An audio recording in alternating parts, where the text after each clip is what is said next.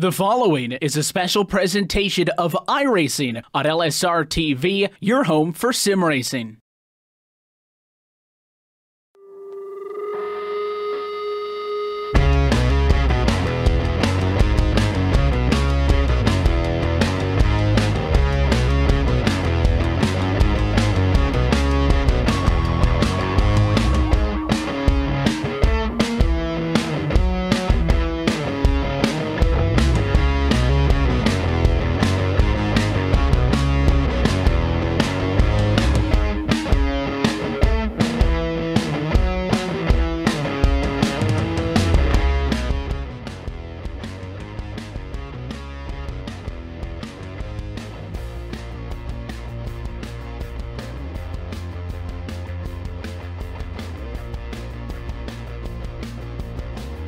Live tonight from the USA International Speedway, this is round number 4 of the 2018 Championship Esports Association American Pool Supply Truck Series on your home for sim racing and iRacing Live. We're tonight from under the lights in Lakeland, Florida, and from the USA International Speedway, we say good evening sim racing fans and welcome to tonight's Holidays 200. Happy that you're with us on Sunday night, Easter night. Hope everybody had a good day, and we're happy that you're sticking with us on iRacing Live this evening as we go racing for 200 laps of some short track action as we mix things up. And we'll walk you into tonight's broadcast as we get set to go racing for a total of 150 miles tonight. Myself, Evan Pasoko, alongside with Trevin Valderrama upstairs on the call. Downstairs is, as always, the lovely and talented Cisco Scaramuza, twisting the dials that are bringing us to you this evening. And Trevin, coming off of the opening 2 weeks of this championship, Daytona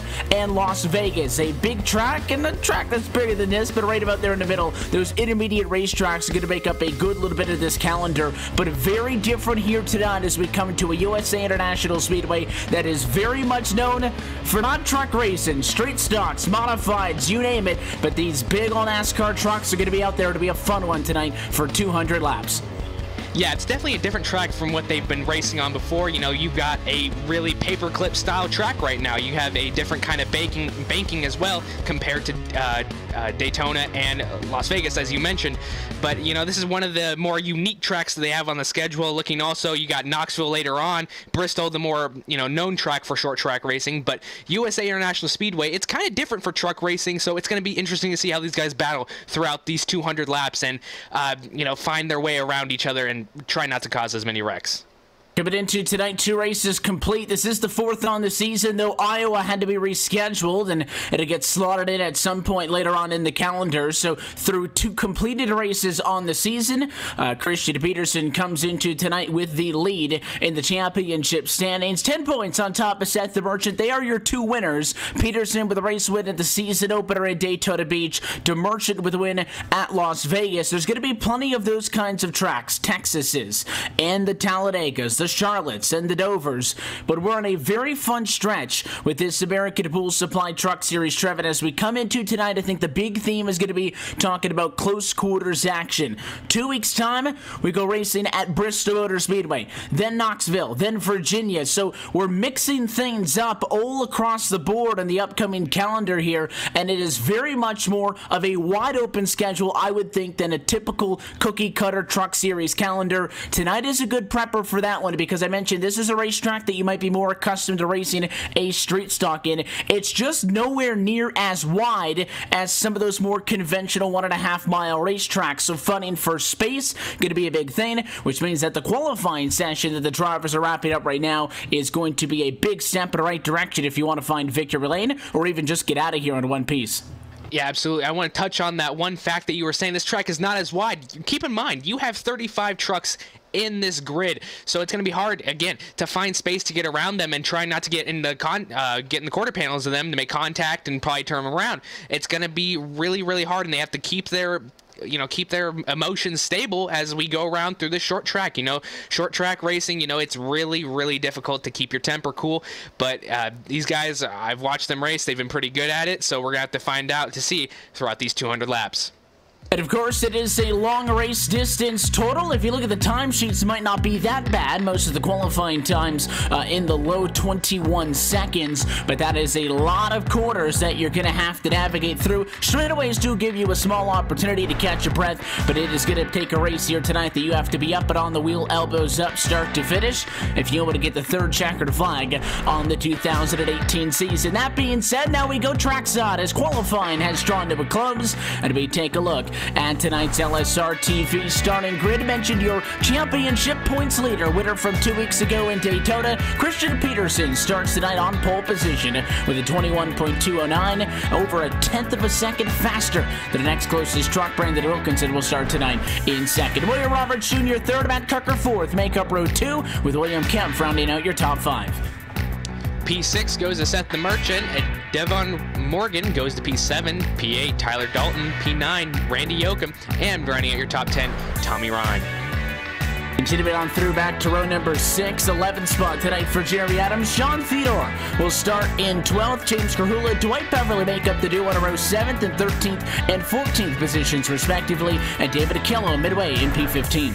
P16 goes to Matthew Murphy, Kenny Lowry goes to P17, P18 Travis Powell, P19 Dustin Dean, and P20 John Lyday. Dustin Turnage will find himself outside of the top 20. Starting tonight in 21st position, Eric Forbes, 22nd. Kyle Manger will start 23rd. Derek Paulson, 24th. And P25 is Nicholas Caldwell. P26 goes to CJ Mason. The 07 of Bo Givens goes to P27. 28th position, Jeremy Watkins. 29th, John Megnaka. And P30 goes to Sean Cross. It'll be Tyler Lugo Vickery back in 31st position. 32nd is Billy Turngate. Tom Morano in 33rd. He was the final truck to take a time in the qualifying session. That means provisionals will go to Paul Henley 34th and Timothy Adams in 35th position. I thought I did see a couple of trucks rolling off from pit road. It looks like just William Kemp, who was supposed to start in 5th position tonight, was not able to get himself onto the racetrack in time. So as the field paces around and gets the one to go, Kemp will have to forfeit that number 5 qualifying spot. So everybody on the inside of the racetrack is going to slot up one row, which is in effect 2 positions. So 7th place starter Devin Morgan will effectively start in 5th. William Kemp, who has a fast race car, no doubt, is going to have to hope that he can maintain lead lap status by starting late and from the pit lane, and then try to work his way back up to the front of the course of what is sure to be a long and grueling 200 laps of action. But as always, as the pace car heads down and in, we're happy that you're spending a Sunday evening with us at LSRTV in iRacing Live. Field going to be in the hands of the 23 of Christian Peterson, a very driver who's much familiar with the place at this USA International Speedway. Your championship leader with a win already on the season, wants another one. He'll take the American Ethanol green flag, and we are racing in the Hall and Eggs 200 from USA International Speedway. Battle for the race lead through 1 and 2 for the first time. Peterson clear down the back straightaway. Wilkinson gave him a good run for his money, but Peterson just had a great entry on that and great exit. So, Peterson's been steady all year long, and he's, your championship leader. So I'm looking for great things for him coming tonight, going down into the turn number 1 on lap 2. In top 2 position, single filed out, it is going to be the battle between Kucker and William Roberts Jr. in that fight right there for 3rd, and might be a little bit difficult to find that 69 of Matt Kucker. A little bit of a different look on his Chevrolet Silverado tonight, but that is him tucking in line in 4th position. William Roberts does maintain 3rd. Inside of the racetrack was the better place to be there, so 1, 2, 3, 4 still run exactly where they started at the beginning of this race. Devin Morgan's going to gain a couple of spots and move up to P5, and a couple of movers here or there, but safe and steady up towards the front of the field, as these drivers, I'm sure, would really like to get spread out and work into a green flag run early. Again, it's going to be difficult to do that on a consistent basis at a racetrack like this with 35 trucks on the racetrack. Just to update you, by the way, of William Kemp, he is a lap down. He is on track, but that is bad news for the 09 machine out of the gate. Tommy Ryan in that number 6 machine made quick work of Tyler Dalton on lap number 3, so now he's up to P7, starting P10th. That's a quick mover. You got to keep an eye on that and caution out in the track. Caution flag is out for the first time tonight, and I believe it is the 24, Tyler Luco Vickery, who is around, but somebody else was around in front of him. That was Randy Yoakum in the number 8 Chevrolet. We'll try to get a second look at where all of this started from, but it was in a battle for 11th position, and you'll see it better on the LSRTV replay. Looked like David Akillo's 27, pushed up a little bit. It tags Randy Yoakum. He goes around, gets clipped by the 14, but at that point he spun down below the yellow line. There is no issue at that point. And then we have a secondary spin on the front straightaway by Tyler Luco Vickery, who jammed on the brakes and spun, trying to stay off of the back end of Paul Henley. So first yellow out, and it is a big accordion effect that took up about half the field back there. Yeah, absolutely. And, you know, this is the thing that we're talking about. There's not really a lot of room at this track. So, you know, one truck blocks up one lane and you have to move to another, make a quick maneuver. And, you know, there's really going to be nowhere else to go for the guys behind you. So it's really going to be hard for these guys to maneuver their way around through wrecks and not get caught up with them. So we're have to monitor that throughout the night. That'll slow things down right out of the gate. Just had alluded to it a couple of laps prior to that. Then this might be a theme that you see over the course of the evening here at USA International Speedway. Again, at the end of the day, could have been a lot worse. This is good news for William Kemp, the driver who was supposed to start in 5th position this evening after losing the lead lap from starting on pit road. He was 35th out of 35 trucks at a lap down. He will get the lucky dog, so he is going to get waved back around to the front of the field. And he will get back to the lead lap, should say. That'll put him at about 33rd position as both Tom Morano and Dustin Dean will drop one lap down for their involvement in this incident. The penalty for the caution flag goes to David Killow and to Randy Yoakum, who will get those end of the longest line penalties and actually get sent to the back. But other than that, again, not a whole lot changed. It was still Peterson, Wilkinson, Robertson, Cucker, 1, 2, 3, and 4. Obviously, David Morgan, Trevin got the advantage with Kemp not starting in 5th, so he jumped 7th to 5th automatically and was able to hold that position. So not a whole lot was going on up front, but mid-pack is where things were a little bit excited. Somebody like a Kyle Anger, who only needed about those 6 laps of green flag action to go 23rd to 15th. Those are the guys that to be keeping an eye on as we get set for another restart. Yeah, there was a lot of good stuff up front. You know, they all knew where they were at, and they all knew that they had to get single file in line, and single file in line to make sure that they didn't cause a big wreck early on, so they did just that. It was great execution. There were some good battles going on inside the top 10 for the most part for the few laps that were opening, and you know, in the middle of the pack you're starting to see some guys coming from 23rd, 24th, the 20s into the teens, so that's great battling all around on the track. It's still out on top of the pace car. They should go at this next time by. That'll get us prepared to go back into green flag racing conditions with the race start here due up shortly. Again, these early portions of the race are when you expect some drivers to float around a little bit, trying to settle into maybe where they feel they're going to be comfortable under a race pace. Something to be should out, and it is something that we talk about every single week, is the number of tires available. Well, we've had a couple of sets in the first few weeks. Only 4 tires on the line tonight. There will be a competition caution, a halfway break at lap number 97. There are 4 tires waiting for you on a pit road then, and then only. So that is our tire situation for tonight at the USA International Speedway. Lights are now out on top of the iRacing.com pace car, so Christian Peterson is going to be in control of the field for the restart, and we'll have a little bit more flexibility as far as bringing this race back to green flag conditions than he did on the drop of the initial green flag in this one. So pace car off it into Peterson, the number 23 Chevrolet. When he wants to go, pulls the trigger out of turn number 4, and we are back underway with the green flag out. The fight's going to be for second. Here comes Roberts up the inside out of Wilkinson for P2. That was a great start by Christian Peterson. He always has fantastic restarts, so we're at the watch. Brandon Wilkinson and Roberts battle it out going into turn number 3. Wilkinson with a good dive down to block that lane of that number 18 of Roberts. So we're at the watch this coming down the front stretch, see if he sets him up at all. And meanwhile, you got a 57 and the 84 battling it out, or 34, excuse me. And now 34 is making quick work of that number 64. It's Morgan on the inside of the racetrack trying to get by the 69 of Cucker up top. It's 2 sets of 2x2 for 4th on back. Peterson, Wilkinson, and Roberts have broken away 1, 2, and 3. The 34 will clear, but look at the 6 car. Tommy Ryan, all kinds of tight coming off of the quarter and all over the door of the 57 to set the Merchant. And Peterson Irrigation, Chevy to Merchant topside doing a good job of trying to give as much room he realistically could to Tommy Ryan, who was getting a little bit spirited in that battle on the inside of the racetrack, and it'll pay off. The 6 car wins out and moves up to race side P6. Yeah, the tire situation also you got to keep in the back of your mind. You know, you only got 4 tires later, so you got to conserve these tires all the way to lap number 97. Tommy Ryan's trying to get his way through the front of the field, but maybe, you know, you also want to conserve those tires at the same time. You saw him get a little tight. That's going to wear the tires a little bit more as the night goes on, so just watch yourself with that. But for now, we have a little bit of single file action going on in the top 10 with Christian Peterson still up in front.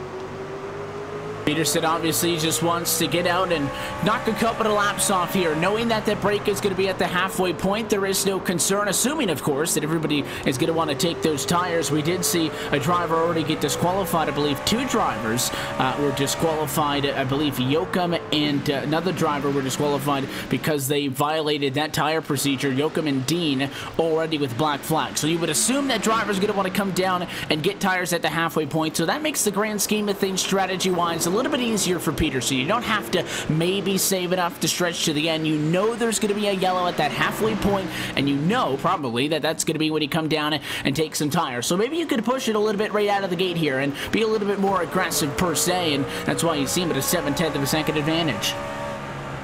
Yeah, and you know, these guys are always just so focused, so maybe you just took tires on accident, you didn't uncheck it, and you went down pit road.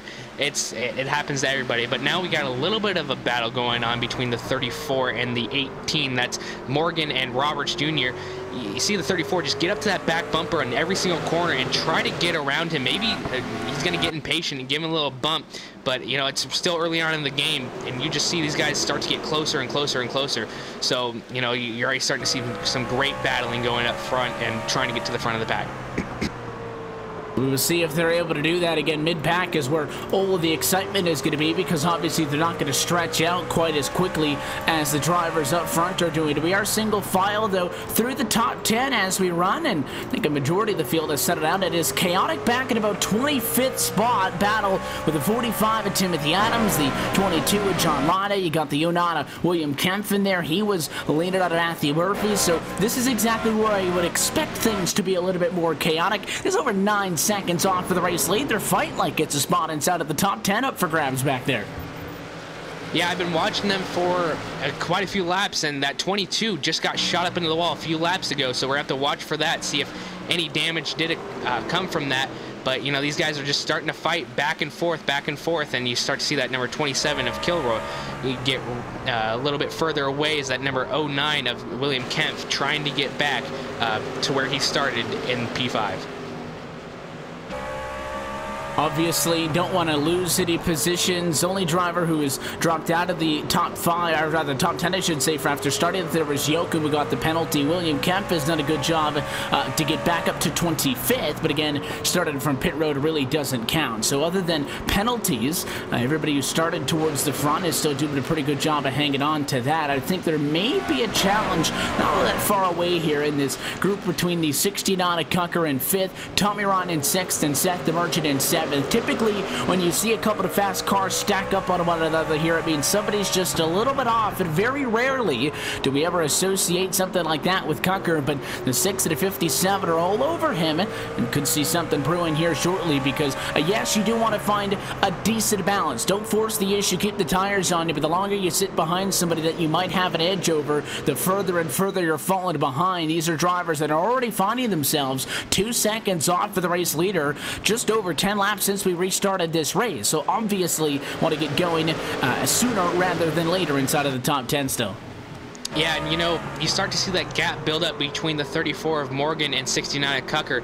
You know, obviously the 69 is really starting to lag a little bit, so Tommy Ryan can see that, and I can I believe he's starting to get a little frustrated, and just trying to make his way around, and as you said before, trying to conserve those tires as much as possible. You still got quite a few laps going on before you can finally take the tires, but these guys are doing a fantastic job and able to keep it straight for the most part. As you see the 34 underneath that number 18 of Roberts going into turn 3, see how this works out. You see those two lines really prevailing, and maybe a little bit of contact. No, he was able to keep it off, but you can see these cars getting a little bit tighter. Exactly what you would expect as the tires begin to slide off. Haven't lost a ton of time as far as comparing lap times right now to the times that drivers put down in qualifying. And of course, qualifying trim going to be able to knock out a little bit of a better lap, but Peterson right now running about 0.6 of a second per lap off of his pole time. We'll expect that to slide a little bit more as tires begin to wear. At a place like USA, we'll check them out though. Caution flag is out for the second time this evening. So lights come back on top of the pace car, and we'll do our best to find where that yellow flag came from. The first yellow on the night actually came from the tower with a couple of drivers that had gotten turned around. This one, I haven't been able to find the car involved in this one yet. We will see. It looks like it was Sean Cross in the 83 car who spun out, and that would be a single truck accident. Cross was running in 26th position when he lost it on his own coming out of quarter number 2, it looks like. Yeah, and I was watching Cross earlier, actually. I was going to make a point because he had a little bit of back-end damage, and he was falling back very, very quickly, and it was just really odd to see that happening. But now we're taking a look at the replay, and you see him just coming into turn number 1, and, these aerodynamics are really important for trucks and any sort of race car, so you just see him get a little bit loose coming off the corner and just slam into that inside wall, and that will just add more insult to injury on his night. Obviously, that erases the nearly second advantage that Peterson had been able to build up. This would be the, chance just shy of maybe quarter distance to the race that you would start to ask yourself, are we going to do anything pit strategy-wise? But again, the only time you are allowed to take tires is at that midway race break, when the yellow flag flies later on at lap number 97 of 200. Of course, you can follow along with what everybody's doing throughout the course of this race up at the top of your screen on the ticker, and coverage of tonight's American Pool Supply Truck Series is brought to you by our friends at Joel Real Timing, the official timing software of LSRTV. Whether you spend your time on the sim, behind the wheel, on a pit box, or from the spotter stand, Joel Real Timing is your go-to software for iRacing timing and scoring analytics. You can get yourself the basic download for free or buy the full pro version online by going to joel-real-timing.com for more information. Joel Real Timing is the official timing sponsor of LSRTV. Working lap 31 of 200 in the Hall & Eggs 200. It is Christian Peterson leading this race with Wilkinson and Roberts 1, 2, 3. None of that has changed. Devin Morgan, though, making a splash, moved himself into the number 4 position on that last run. Trevor up 3 spots after starting 7th. Outside of row 2 might be a little bit of a tricky spot to start in, but we'll see if he can continue his march to the front. Yeah, Brandon Wilkinson has been staying tough next to Christian Peterson on the starts that they've had, but he's just so good on restarts. We see him in quite a few other series, and every single time he's in the lead and he gets a restart, it's just such a great shot out of the hole, and he just has such a great run going down into turn number 1. And there's really nothing that you can do going into turn 1 except for sit back and wait. So you gotta pick and choose, and maybe just hang back a little bit and wait to cross start finish line, jump down right behind Christian Peterson and try to set him up going into turn number 1. But you just gotta be a little crafty with this guy because he's really good on restarts. And of course, when you're the control chuck for the restart, you have a much better opportunity to just get clear even before you worry about getting to the start-finish line. That's where 3rd is a pretty good place to be. We saw a good jump at a Roberts, taking a nose to the inside of Wilkinson last time. Wasn't able to do anything with it. But again, from when the pace car comes down pit road to when that green flag actually comes out, which will be just after the trucks pass that white line you'll see on the asphalt coming out of turn number 4, that is when the 23 has the the opportunity to put the right foot down and take off. So we will see if Peterson mixes this up a little bit, or if it ain't broke, don't fix it. Stay with the same strategy. He had about a car length gap to turn one the last time when he jumped after about a 2-second hesitation. Pace car down and in. We wait for Peterson. Look for Wilkinson up top to try to time it. Can't do it. And it's another good start for Christian Peterson as we're back underway. Now you see William Roberts Jr. in a great position right there in P number 3. You know, maybe you just had to step on that loud pedal a little bit quicker, but now we have 2x2 for a few rows, and you see the 34 get to the back bumper of, excuse me, that is Brandon Wilkinson, and now Brandon Wilkinson able to secure his second place position. Wilkinson again with the defensive move. The 18 Roberts Jr. now just wants to be able to get his spot back in line. Devin Morgan on the unfavorable outside line of the racetrack, keeping her nose up there, and why not?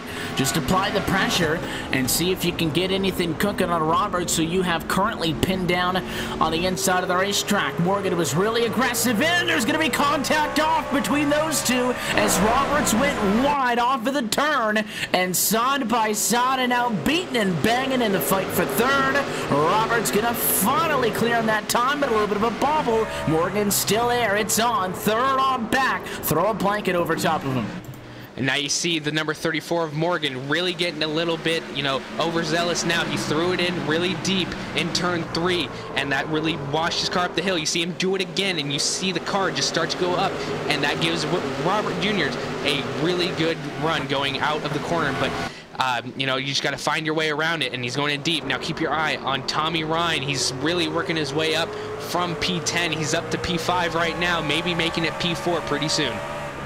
And he's somebody else as well, and obvious with that 6 machine up top, who had to start on the outside of the racetrack. He was on the outside of row 3. You would think the bottom's the place to be. At least it was very early on, but that's now the second spot.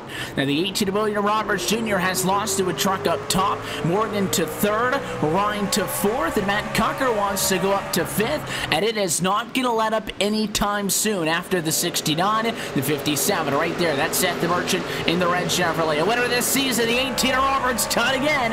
Cucker going to get on by. DeMerchant going to almost clear him into the corner, and it's going to go from bad to worse for the 18 machine.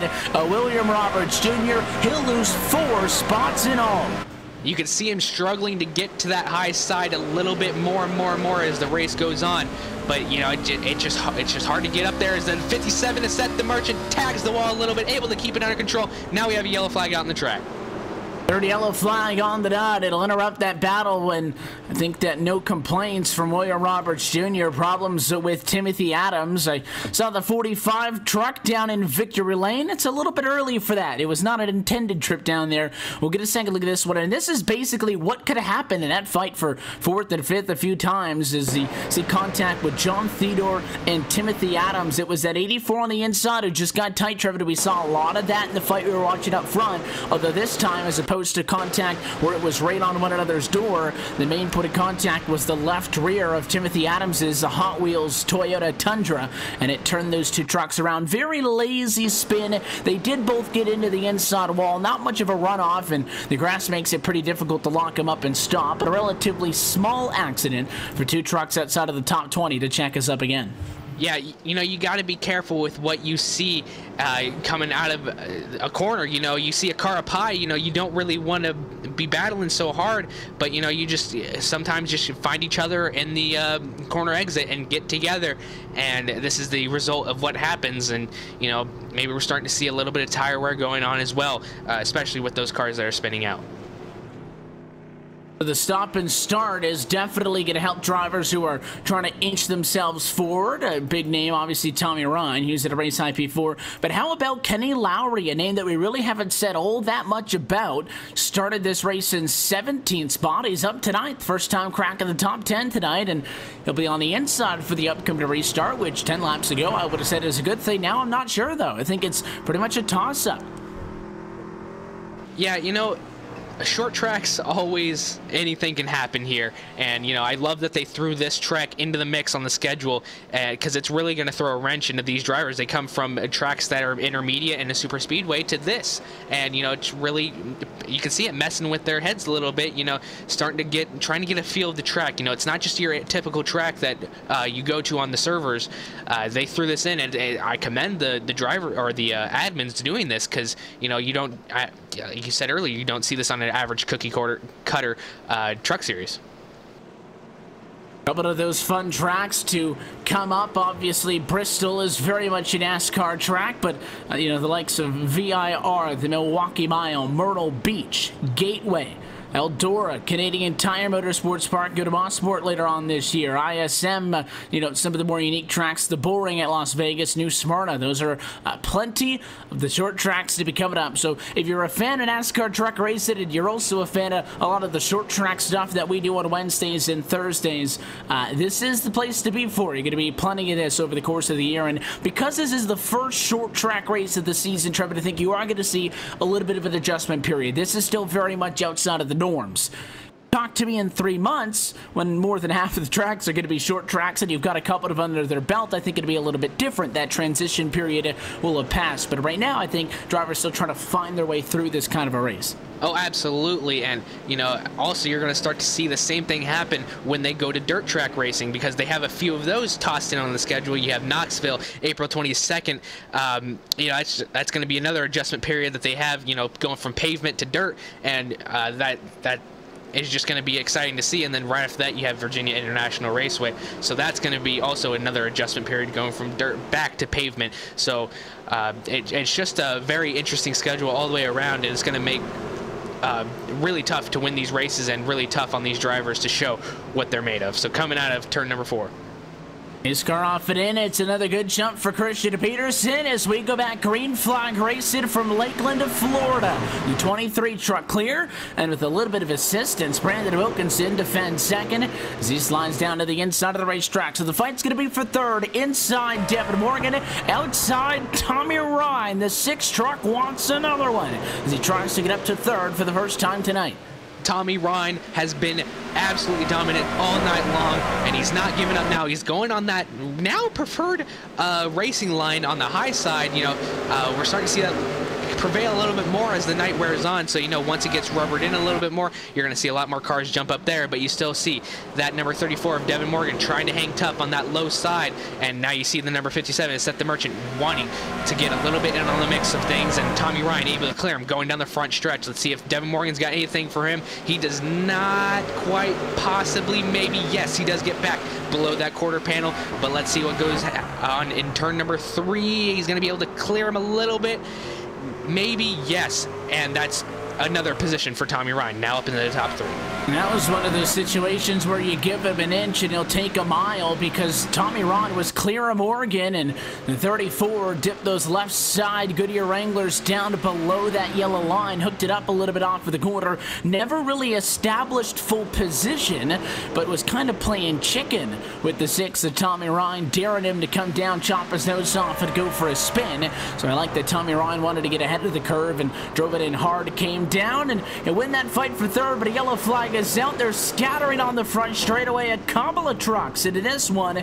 Big issues, all starting with the 84 machine of John Theodore, one of the trucks involved. It looks like the worst of this, though, going to go to Bo Givens in the 07 Silverado. We'll take a second look on the LSRTV replay, Trevor. Another one of those cases where the truck on the inside, in this case William Kemp, rolls back into the gas too soon, goes right up the hill into the 07, and unfortunately he was a ping pong ball for half the field. Yeah, and as I was saying earlier, once you get a 2 lanes blocked, there's really nowhere else that you can go, so it's going to turn into a parking lot. As you saw, it was still a parking lot when they came around on that caution lap. So these guys have got to be more aware of their surroundings. I know they're digging hard, but it's only lap 51. You got 150 to go, and these drivers all want that victory at the end of the day, but keep on racing hard and keep on, you see, just goes up into him a little bit more and sends the 07 into the wall. So gonna be a hard night for them. And now almost seems like you get into a little bit of a slot here. And again, you have to think of the grand scheme of things. 200-lap race, yes.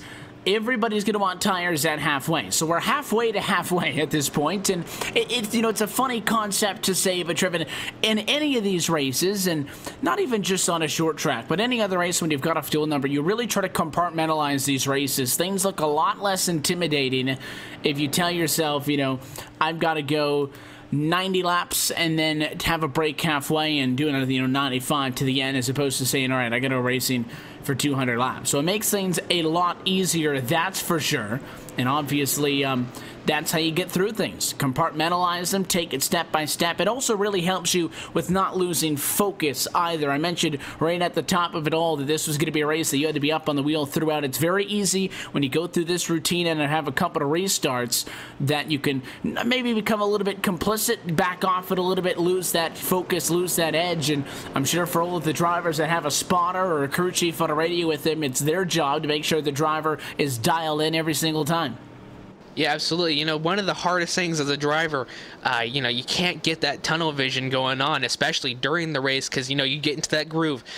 You get into, turn left and then go straight, turn left, go straight. You get that tunnel vision, but you got to remember, it's more than that. You got to be able to know what your other driver is doing in front of you. You got to be able to strategize around that and, know that you're halfway to halfway, so maybe start to use your tires up a little bit more if you've been on the conservative side, and start to save your tires a little bit more if you haven't been on that conservative side. So just all these things, and especially it's a short track, so you got to especially be on top of things here tonight. But these drivers starting to get a little more laid back in the front, you can see, but still great battles all around. And longer yellows as well, it seems, maybe giving drivers, maybe a lap or two more when you talk about those guys that were involved in accidents to try to get a little bit more of the damage fixed. We have 29 trucks still scored on the lead lap of the 35 who started. The only drivers who were officially out of this race were black flagged for taking tires when they were not allowed to. Other than that, John McNaughton, 1 lap down 30th, also a lap down 31st for Tom Morano, 2 laps down Sean Cross, and Bo Giffens is the only one with a question mark above his name because he is 5 laps down 33rd, and obviously he got the brunt of that impact, so that truck is down on pit road for repairs. We will see if he sticks it out down there to get it fixed back up, back to 100%, or if he is going to call it quits at some point here this evening. But we'll focus back on the trucks that are on the racetrack. Pace car going to get down and in, and we're going to have another opportunity to go back to the green flag action to Christian Peterson. So far, so good. You saw Tommy Ryan try to guess that one. It's not all bad for the 6 Chevy as he gets second, but it is Peterson in the lead to turn number 1. And look at the move by Seth the Merchant, slicing high to low. He wants second spot with a big run down the back straightaway. That was a good prediction by Tommy Ryan, but not good enough. And now you see the Fit 34 gets into the back of Tommy Ryan a little bit. That's Devin Morgan giving a little shot to him, saying, I'm here and I want my position back. So he's going to be diving down that low side. Maybe that top side's not where you want to be right now. Maybe it's starting to lose its grip a little bit more. So maybe Tommy Ryan wants to think about going back down to that bottom lane, but we'll have to see as the night goes on. Now Seth the Merchant up into second. It's Christian Peterson and Seth the Merchant are the 2 guys that we see up here at the top 2 spots quite a lot, so we're going to have to watch. We'll obviously see if the top 2 on the racetrack right now, your 2 race winners to this point this year. Peterson, as noted, winner from Daytona International Speedway, first race of the year that came at the start of March, and a couple of weeks ago as well, Seth the Merchant with a win at Las Vegas Motor Speedway. 1-2 with the points, 1-2 on track right now. Trucks really, though, sliding and pushing as they come up off of the corner. I don't expect that issue to go away until we definitely get the tires at the halfway home marker. Battle right now for 8th position. Kenny Lowry, the driver who he touched on a little bit ago, break it into the single digits. He's trying to complete a pass on the 89 of Jeremy Adams for 8th tonight, but he will finally do it right there. So he's at a race high P8, and that 25 who's coming through, the black truck on the inside of Kyle Anger. He's also in a big charge up now, 14 spots. First time for him in the top 10 tonight after starting in 23rd. And now you start to see James Krahula try to take advantage of Jeremy Adams, and now you see him falling back a little bit more. And, you know, it's just now you just got to get yourself dialed back in. That's one of your things that you were talking about earlier. You know, you got to get dialed back in and ready to fight more and more. You can't let these guys get in your head that you're falling back, and just keep on going.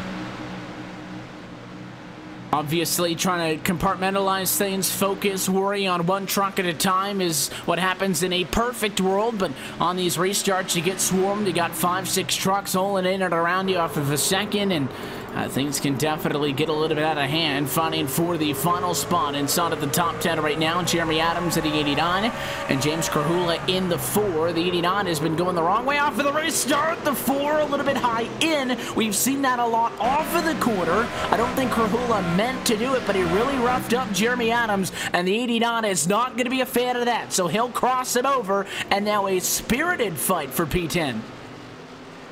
So much, oh good heavens, another shot to the number 4 of James Krahula. Almost got a little bit more action from him. Now you're starting to see a little bit more diciness going on for this position. Dwight Beverly also in that mix, and close behind Tyler Dalton. So we're going to have to watch inside that top 10. Yellow flag out now, but not for them. And race leaders were getting at it, but the yellow flag will come out once more, and the 16 of Paul Henley is slow. It was the 16 of Paul Henley. He checked out. The drivers in front of him were really going at it. 21st and 22nd, a battle between CJ Mason and William Kemp. And they got together in 4. Henley put on the brakes, and Billy Tungate didn't get the memo. Tagged him at after quarter panel. Spins the number 16 around and puts us back under yellow at lap number 64. Yeah, you know, you're just going to be seeing a whole bunch of contact all night long. You know, it's short track racing, but you know, you got to keep that contact down to where you can handle it also, because you know, you're going to start to see these cautions come out a little bit more as the night wears on. But we're going to have to see how they go. We'll see how it continues to play on. Closing in on halfway home for the USA International Speedway. We'll take a quick opportunity to step aside and go LSRTV non-stop so you don't miss a thing. We'll be back in a moment. Your championship leader, Christian Peterson's looking for win number 2. He currently leads in the Holidays 200. You're watching LSRTV's coverage of the American Pool Supply Truck Series at iRacing Live. Back to Lakeland in a moment.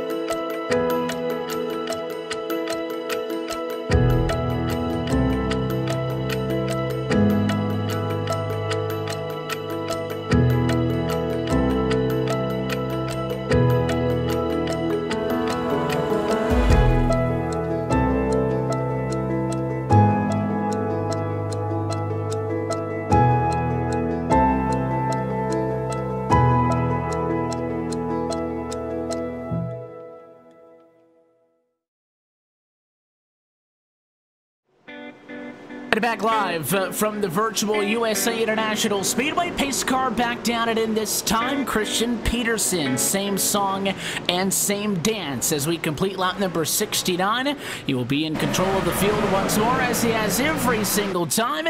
And it is a good jump, but not his best. Seth the Merchant going to be all over the bumper as we head to 1 and 2. He darts to the inside, maintains P2. Devin Morgan trying to get around Tommy Ryan behind for 3rd and 4th, but we really haven't seen a God's Darnest battle for the race lead yet tonight. We'll see if DeMerchant can deliver it. It's taken him some time to work his way up from P6, but he's finally on the doorstep. Here we go into turn number 1. Seth the Merchant trying to look for that race lead. You can see him closing a little bit more and more and more. This is the closest it's been all night long. Devin Morgan also trying to get to the back bumper of Seth the Merchant, maybe give him a little bump and run to get to that 2nd spot, while Tommy Ryan, the star of the night, has been getting closer and closer, but has lost his position from 3rd, and now he's down to 4th.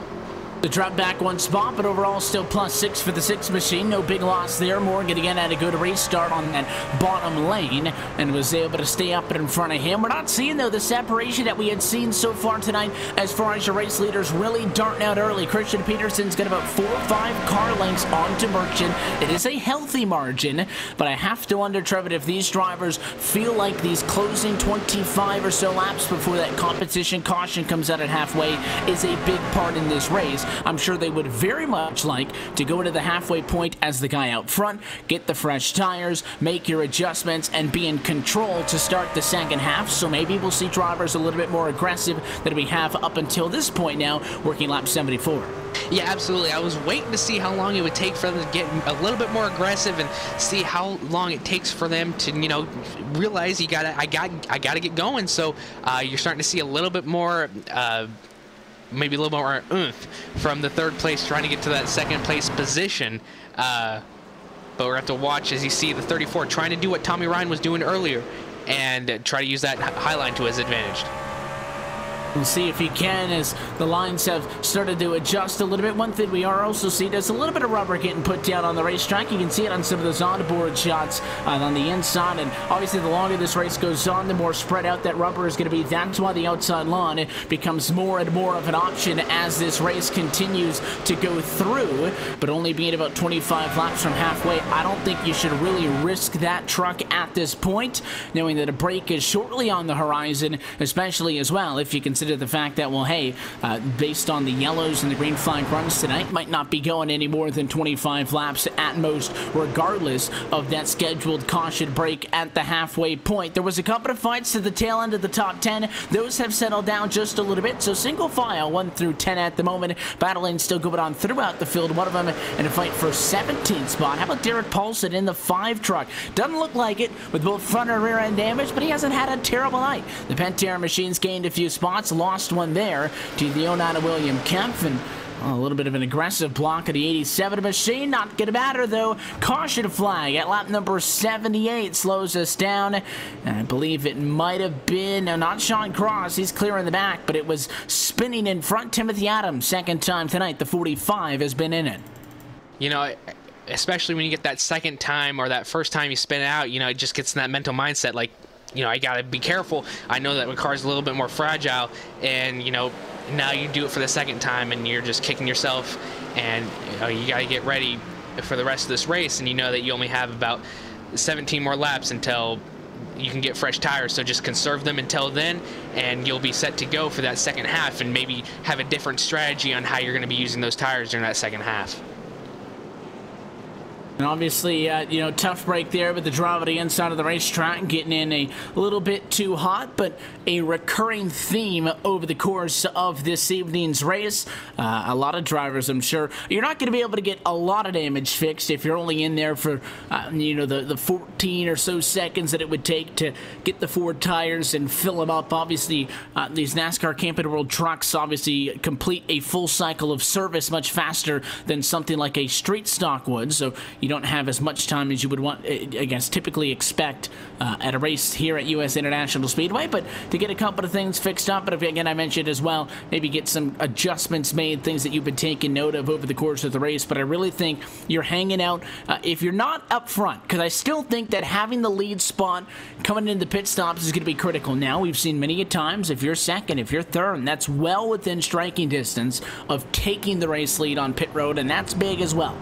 But I think if you're anywhere outside of the top 10, 10th through 25th, you're kind of working in garbage time at the moment. I don't think that 1 or 2 spots is going to make a huge difference at halfway, and I don't think you should wreck your truck knowing that you're going to have an opportunity to come and service it in 15 laps. So for them, I think, take it easy, protect your equipment, get to halfway. By the time this race restarts after that, we'll start counting down towards the end. That's when you can flip that switch. But I think you have to manage that aggression still.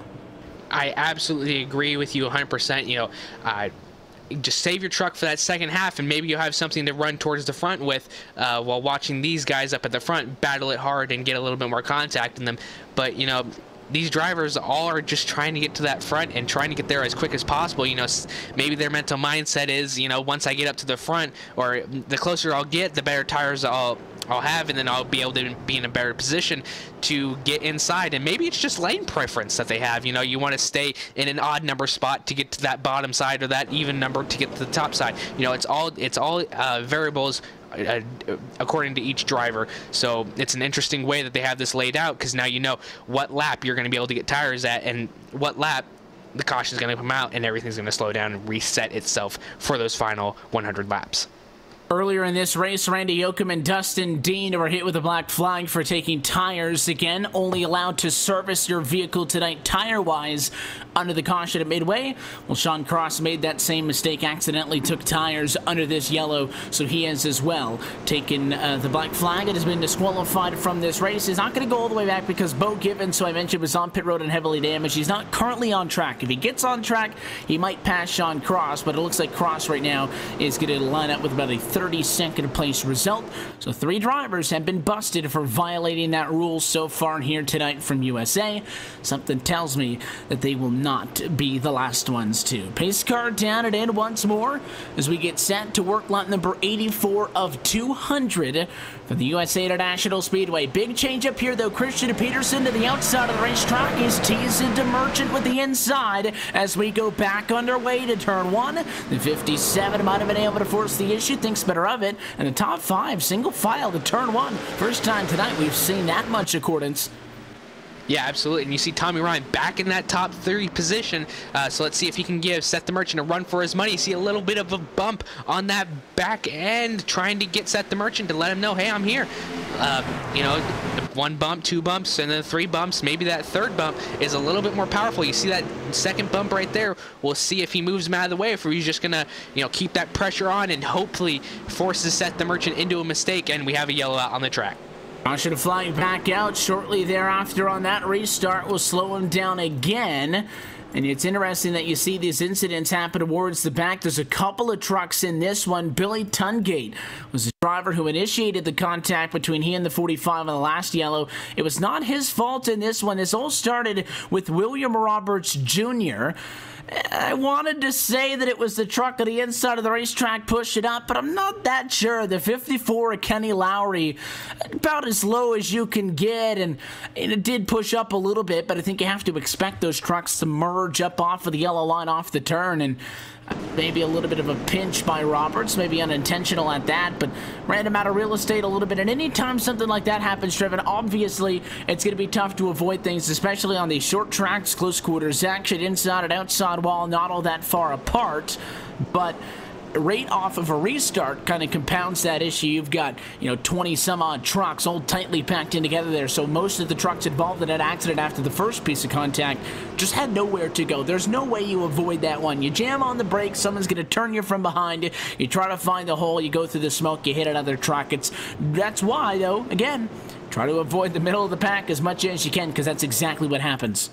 Yeah, absolutely. That's just a racing deal right there. I think that both trucks went down and went up, but it was a hard wreck, and luckily it didn't go back up into the racing lane. They kept it all down before the trucks all passed, and was able to, you know, not take out more trucks than it could have. It could have been a lot worse. But you know, this is also messing with all these drivers' heads with a lot of, you know, going for a short amount of time, and then probably pacing more than they're been going on the green laps. So, you know, really getting into these drivers' mindset, you know, saying, hey, come on, let's get it together, let's get some green flag laps running, and, you know, we'll see what happens at halfway, and then get reset as well, and then have a good run towards the end. It's not really helping these drivers out that they keep on going and then stopping, but Christian Peterson is kind of liking it as well, because he's always getting such a great restart and not really being able to get challenged by Seth the Merchant or Tommy Ryan. And they've been so close, you have to think they are, not sure, maybe frustrated is not the right word. Because, you know, looking at the back bumper of Christian Peterson is going to get tired after a certain amount of time.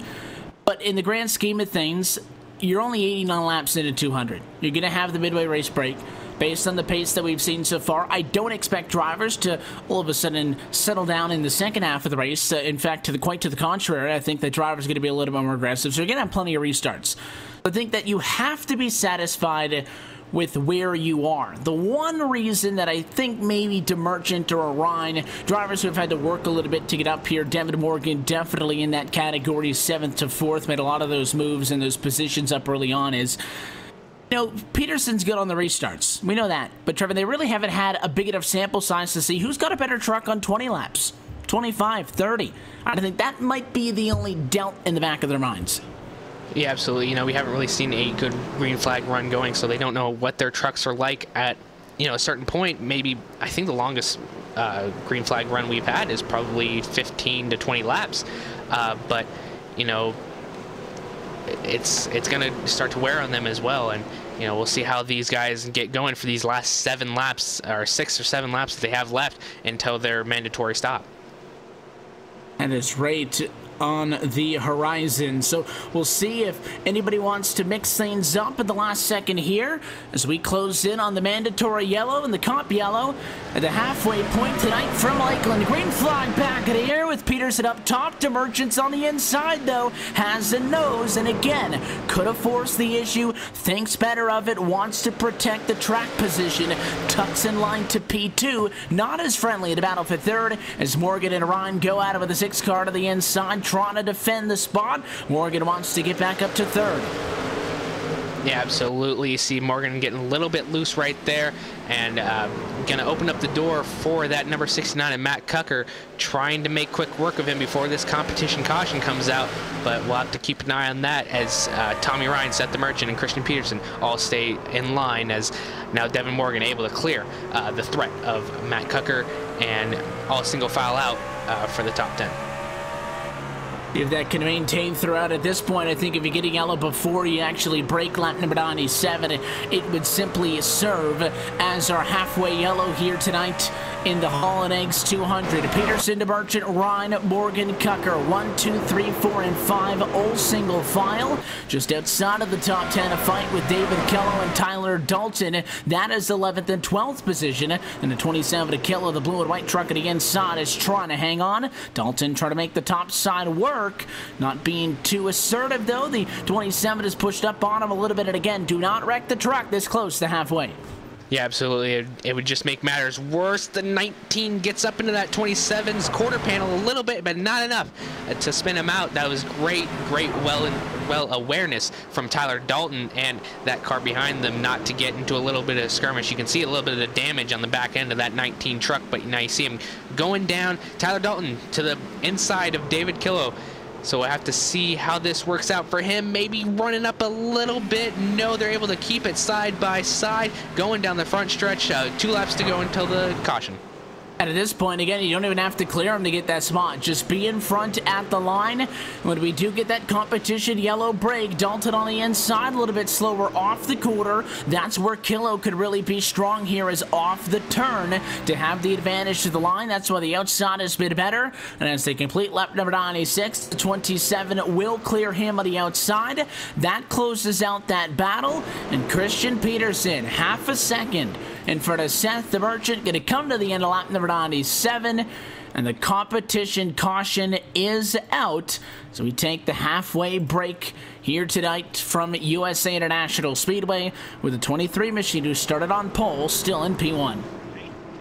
Yeah, he's been dominant all night long, and, you know, that's really expected of Christian Peterson. You know, he's really made his name throughout these series, and, you know, he's just non-stop, consistent, all race long, any series that he's in, and, you know, he's just, again, dominating tonight, and, you know, he's just doing such a fantastic job. And Seth the Merchant coming all the way from 6th to 2nd, and Tommy Ryan from 10th to 3rd, so you got to watch out for them, too. They're also hungry for that win. So here is the opportunity to come down pit road. This is the only legal time tonight that 4 tires are going to be offered up. Expect most everybody to take those tires, but the one factor is even something as small as a half a second mistake under yellow flag conditions with everybody stacked up on top of each other can make things a lot worse for you. You could lose a couple of spots, including maybe that battle for the race lead. Christian Peterson all the way down to the number 1 pit stall as drivers trying to get everything to reorganize, and it looks like they are going to go for those 4 tire calls. Left side going to go up on the 23 machine as well. And now that everybody has been able to successfully complete those services and not made any mistakes, race control is going to give drivers a 4-minute break at the halfway point. That's going to be huge, Trevin, for drivers with damage to get fixed up a little bit. Yeah, absolutely. I was just about to touch on that, saying, you know, they're going to have a little bit more time to get themselves a little break, and you can see the number 33, Brendan Wilkinson, having a little bit of back-end damage, and, you know, he's going to want to get a little bit of that fixed up before they go out in the race again. You know, short track really not really mattering about, you know, damage, but, you know, it's also good to get that little bit fixed up so it gives your car a little bit more of a better speed count. So as everybody sits down pit road and takes service at the halfway point, we'll take an opportunity to get a little bit of that as well and maybe get some driver reaction. Let's see if we can cue up the driver of the number 23 machine on the radio. Christian Peterson, it's Evan and Trevin up in the booth. You got a copy? Yes, sir. Well, hey, so far so good for you guys. You started up front, you're running up front. A little bit of gamesmanship there. What was that, choosing inside and outside with Seth? Just tell us about how the night's been and how the truck's feeling. It looks like you guys are off to a pretty good first half, I would say. Yeah, I mean, yeah, it's Seth and I are teammates, so we're always gonna, you know, work together at the early stages. But you know, don't expect that come 50-25 to go. So right now we're working together, trying to stay up front, do what we got to do to be here, and keep our trucks up front where they're at, and we're doing that. So expect us to race hard later there. Obviously, going into the second half of this race, going to be the same distance you guys have done so far, but what do you think maybe might be a little bit of a different factor? Obviously, there's more rubber put down on the racetrack. Everybody's had a good little bit of time to size each other up. How do you feel like you stack up for these final 100 and what the objective and how you accomplish leading throughout to the end of this one? Because there's a lot of guys hot on your heels. Yeah, for sure. I think definitely people have gotten through, and you know, the guys that are going to be up front are going to be here, so just going to try to keep doing what we're doing and stay where we're at. Wish you the best of luck. We'll let you take off. What we got you, Christian? Anybody you want to say hi to? Just my parents downstairs, my girlfriend, everybody else watching. Thanks. Appreciate the time. Best of luck going forward. Christian, we'll chat with you later. All right. Also see if we can get the driver of the number 33 machine on the radio here, Brandon Wilkinson, who runs in 9th position. Brandon, you got a copy? Yeah, I got you. I just had an opportunity to chat with Christian Peterson. You guys are in a little bit of a different situation, still in a top 10 spot, in a good fighting position, but you guys have dropped a little bit since this race started. What happened in those first 100, and how can you guys pick the pace back up, get back in this thing before it's all said and done? Well, our Mad Dog Motorsports Spotter Wilkes Chevy was really good there in that opening stint. You know, we ran second to Christian, just trying to learn the line, and you know, we got involved in that wreck there where Mignacca was stopped on the front stretch, and we lost a bunch of spots because of that. And then we kind of just got caught in the hornet's nest back here. So you know, we have some damage here. Guys are working on it right now, and we're gonna try to just improve on it. Not sure really what we have. We got into the 18 pretty hard there when he spun, so we'll see what we got. I'm just going to try to stay positive, and we went into tonight hoping for a top 15, so top 10 would be really good. You know, we had some good speed early on, so got some good things to take out of tonight for sure. Being on back on row 5 for the upcoming restart, that kind of puts you in the fray a little bit. If nothing else changes, you should line up on the inside of that row. How do you work with that positioning to get away from some of that chaos, and once you make those couple of spots up, things get a little bit lighter? Yeah, just got to be patient. You know, Devin does a good job up there. Whenever he's in front of me, let me know what's going on, and just, you know, trusting the guys behind me, hoping, you know, it's all about luck. If they run you over, they run you over. If not, you know, then that's good too. So just gonna hope and pray that everybody, you know, looks past their wheels, and just like they've done all night. So see what we got here, and guess we're rolling. So good luck to you guys. It should be fun. We'll let you jump back on the team radio. Brandon, we appreciate your time. Best of luck here in the second half. Always. Thank you. That is the driver of the number 33 machine, Brandon Wilkinson, who will rejoin the racetrack in the number 9 position. Of course, thanks to him and Christian Peterson for giving us an opportunity. See if we can get Tommy Ryan on the radio as well, driver of the number 6 Chevrolet. Tommy, you got us? 10-4, man. Well, they got you parked down on the inside of the racetrack, so we'll try to make it quick so you can get back to the team. But you guys have had a very good start to this race. Started in 10th, very quickly worked your way up. I know you've had a couple of fun restarts there with the likes of Devin Morgan and Matt Cuck around you guys. How's that 6 truck feeling? You don't really know what you're going to get until in the corner. I've gone in there a couple of times and it turned really well, and other times I bombed it in there and pushed like a dump truck. But everybody's up here is racing real clean, a lot of respect, so it's been a lot of fun, man. We're going to try to take care of each other here for the next, I don't know, 90 laps or something, and then we're going to start getting after it, about 10 to go. But Christians and Seth here are controlling the starts. They're going to be hard to pass unless you get into them, but we're going to try to do it the clean way. How do you guys find a balance of trying to maintain the good positioning that you have while also not forcing the issue? There's no doubt everybody behind you is going to be wanting to get up and get on you, try to make a spot. So how do you maintain that positioning, be aggressive, whilst also conserving that little bit for the end in what is sure to be a, you know, exciting 75 laps until we get down to those final few that you were talking about? Hey, you know, just honestly, man, just hitting your marks. Don't get over aggressive. Make sure you're correct, man, when you get in the corner, and don't do anything stupid to tear your truck up or tear somebody else's night up. So we're going to dig, man. We're going to see what we can do. We'll let you get out of here, Tommy. Well, we got you on the radio. Anybody want to say hi to? Oh, yeah, man. My sponsor, he's back there, DJ Beverly Coastal Safety Auditors, and his dad, Kenny Rogers, watching the race out there. So, Kenny, good to see you, and y'all have a good night. We appreciate your time, Tommy. You're going to be restarting this one in 3rd. Best of luck. Hopefully we have an opportunity to catch up with the post-race. Yep, 10-4, man. The driver of the number 6 machine, Tommy Ryan, who will start in 3rd position. Of course, you can see the drivers lined up on the inside of the racetrack as we get set to put the red flag behind us. They are just updating the running order. Of course, when we get back to green flag conditions, running order going to be up at the top of your screen, but we'll also do our best to give you a quick run-through once the trucks begin rolling with a look at your iRacing, a midway race break. And I think that there's a couple of different strategies still to be played here, Trevor. Obviously, Tommy Ryan doesn't want to get after it until those final 10 laps or so, but if you're not in the top 10 like all the drivers we talked to, I think you got to get on it now. Yeah, you got to start making your way up through the field. You know, you've had 100 laps to see how the track is, kind of, you know, that adjustment period that you were talking about coming from intermediate tracks to a short track. You know, you've had 100 laps to get used to it.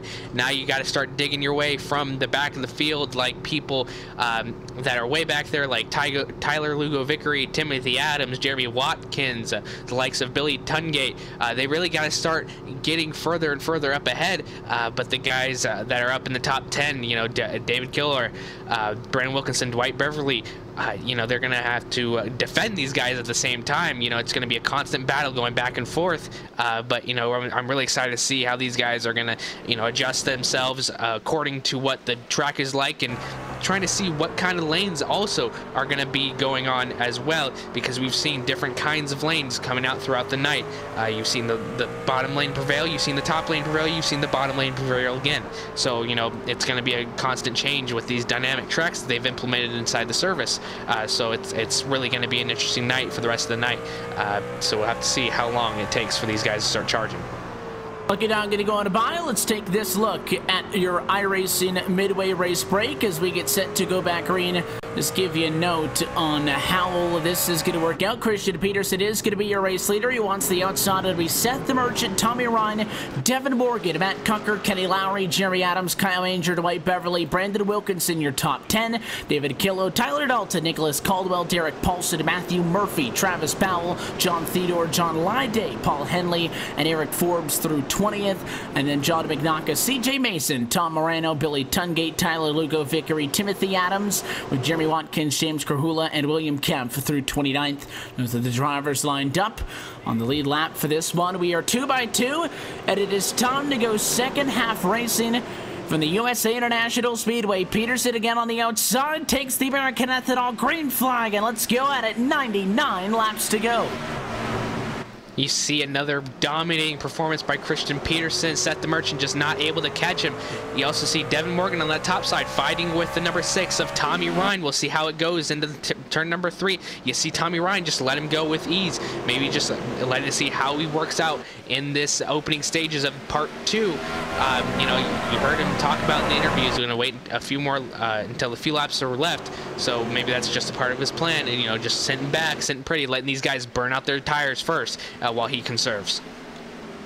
Try to conserve whilst also being aggressive. A lot easier said than done. All of the drivers up front have got plenty of experience inside a championship Esports Association racing events and have done this in once or twice. The top 10, though, single file out. Everybody's still on top of each other towards the front, but at least inside of the top 10 drivers on the same page, it looks like. Yeah, you know, you got to be on that same page to connect with other drivers to tell them, hey, we got a lot of laps to go. I don't want to be driving this under caution. You know, let's get these green flag laps going. And you can see the first battle going on between 11th and 12th. And now you see, and now it's the Tyler Dalton was able to take that spot away from Nicholas Caldwell. And now you just see a single file. The first now battle you see is between the 27 and that number 55. You see a little bit almost contact between Powell and Killor, and you see coming down for lap number 106.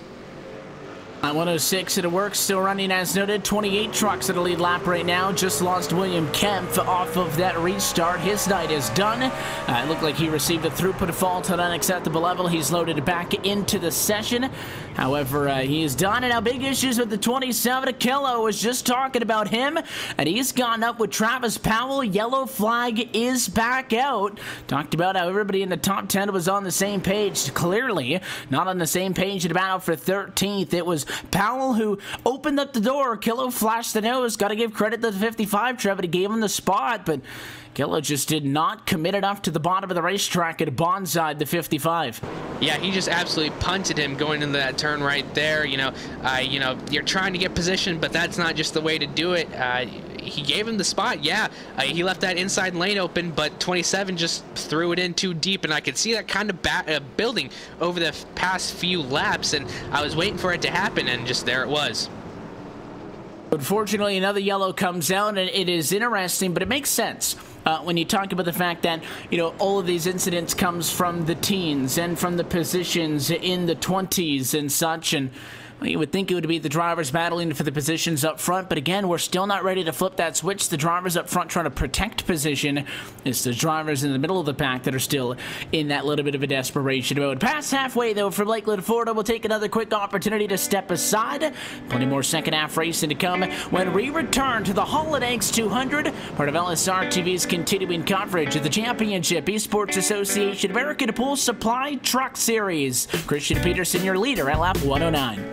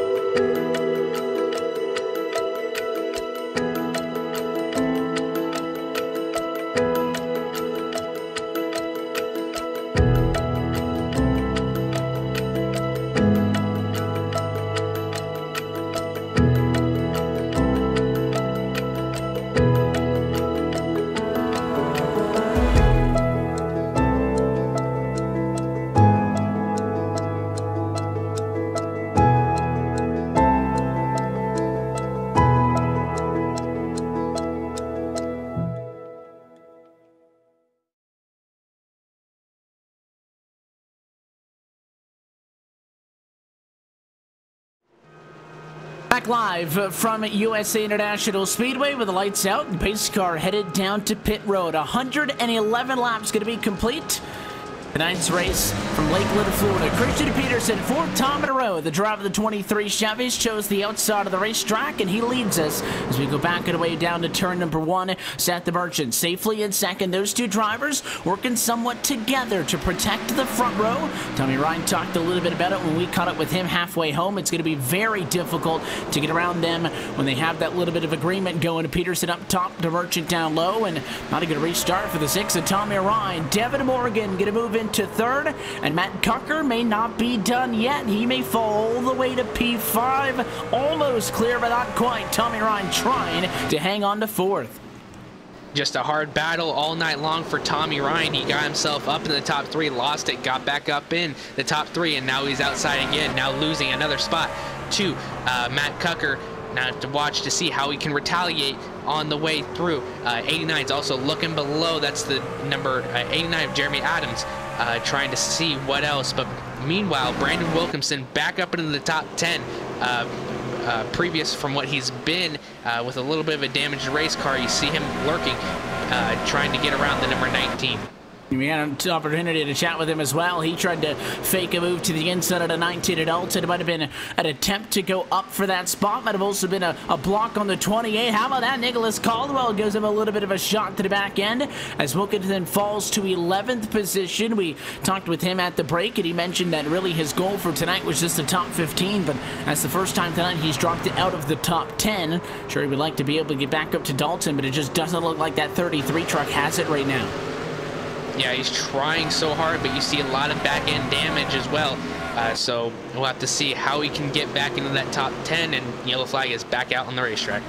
Caution flag once more, and the race leaders again look like they're going to be unaffected by this one. It is a spin with Tom Morano and Billy Tungate. The 03 machine has got a lot of damage on board, and not a surprise that it's not even where it started. It was Morano who got turned around. It was a battle for 20th position. David Killow gets into the left rear quarter panel. That looks like one of those incidents that you got to be able to avoid, although the 48 machine, and I didn't look like he was overtly sideways or anything, Trevor, but Morano definitely lost speed coming off of the corner, and that was right in front of Killow. So if you watch it at full speed, it looks like he just plowed him, but something happened with the 48, and I don't think I could really blame the 27 on that one. He got on the brakes as soon as he could. It was just a split second too late. Yeah, and you got to be aware of that as well. You have to to be watching out for that. But this is just one of those things where it's just hard to predict and everything. And you did see that 48 slow down quite a bit, and now the number David Kilroy has gotten disqualified because that's his second strike. So that's going to be a tough break for him tonight. Another driver is disqualified for being the cause of a second incident, and again for Killow, I think it's a tough break in all of that. Obviously, he's not had the greatest of nights, but involved in a couple of altercations. But again, just a tough situation there for the 27 to get on the brakes. And again, the end-all be-all is you got to be in control of your truck, and if you get somebody left rear and turn them around, it was you who got into him. But I think a tough break there, a circumstantial ending for Killow, and he's pleading his case on the radio right now, echoing those exact same things, but I don't think it's going to be too much benefit at this point, as the call has already been made, and Killow will accept the verdict, head to the garage, and his night will be done as well. But the fifth truck we've seen now take it behind the wall. Yeah, just a hard night to keep your tempers under control and everything, especially with that, and just hard racing with all the way around. And with hard racing comes disciplinary actions, and this is our fifth one, and some have just been silly mistakes, and some have been trying to keep it under control and trying to keep your nose out of it. We work now into lap number 120 on this evening, and coverage of the American Pool Supply Truck Series is brought to you by American Pool Supply. American Pool Supply has been serving in the United States and other service companies for 45 years, distributing pool products from all major manufacturers, stock concrete, plumbing, and are an exclusive distributor for PPG chemicals. Our people are among the most knowledgeable in the pool industry and help our customers choose the best pool products for their needs. They're also a foundation for the pool business in all of the customers that they serve. So big thanks again to American Pool Supply, title sponsor of the Championship Esports Association's American Pool Supply Truck Series, for making all of this possible. The pace car going to go down and in, and every time you get a yellow now, you're taking a significant portion out of this race. 4 laps gone here, 4 laps gone here, and you start to run out of time, as this one will come up now with 79 laps to go from U.S. International Speedway. Just a smidge over 30 minutes left on the timer. This race does have a 1 hour and 45-minute time clock. The 23 of Peterson wants the outside again. The Merchant on the inside, and they'll go side by side to turn number 1. Look for Peterson to clear. The 57 lets him get down to before the quarter, and another well-executed move by those two to protect the front row. Again, another great restart by him. That's all we can talk about with him, because, you know, he's doing so great. The only thing he's really making look easy is that restart, and he's really just, you know, keeping pace with that restart. And now you see Matt Cucker make his way into the top 3, and also you see Devin Morgan trying to get under him a little bit. He tapped him. Around goes Matt Cucker. From third, the yellow flag is going to come out. He did a good job of saving it, but the caution flag already flew as contact between Matt Cucker and Devin Morgan in a side-by-side fight for third. You're getting a second look at this one on the LSRTV replay. The slightest of taps to the left rear sends the 16 on around. It was Morgan who took the big nose-first impact into the inside wall. That's where the yellow flag will come from. Cucker keeps on going, but he'll lose a couple of spots up front. And for a night that has seen most of the accidents come from some of the back markers, it hits the drivers in the top 5. Wow, what a change, because now Matt Cucker is into 12th position, so he's going to have a long way to go if he wants to get back into those top spots. But you know, he's been fantastic all night long, and you know, I'm not really going to think that he's going to be not too shabby, because he didn't really take that hard of a hit, just a little bit of a lick on that left side. He's got really fortunate from that. Yeah, I think at the end of the day, it could have been a lot worse, and the big thing for Cucker in all of this is going to be obviously losing the track position, because it was in a very good spot, obviously, and after the incident, his truck's not completely torn up, but I think the sim is going to score him in 12th position, which is where he finally got back up to speed. So yes, your truck isn't that badly hurt, but your truck is hurt, and now you're in 12th. I think that truck, Trevin, at least just on the cosmetics, and again, sometimes it can be very difficult to look just at body damage and figure out just how hurt somebody's truck really is, but that doesn't look like a truck that's going to be able to waltz from 12th back up to the front in the final 74 laps of this race. So then you got to make a decision. Well, do I need to come down and get this truck fixed? Can't take tires, but I can get it fixed a little bit. Well, then you drop down outside of the 20s. So Cucker's in a really tough spot here after that. Yeah, you know, it's really tough for a racer to decide, you know, what are we going to do right now? You know, I don't really want to test it a little bit more, but, you know, you got to do what you got to do, and we'll have to keep an eye on him throughout the rest of the race and, you know, see how it works. You know, you got a little bit of cosmetic damage, and, you know, it's going to be hard for him, but we'll see how it works out as well. We have to watch him on the restart to see how his truck works around the other trucks that are out here tonight.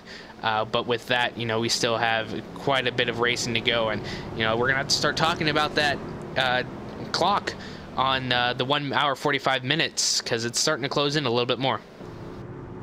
Definitely is getting closer to that, although it looks like still on pace to be able to complete this race at full distance. If you do get, again, sustained yellows to the end, it might be a little bit tighter than one would like to see, and we will see if that is something that comes into effect or not. I would like to say no.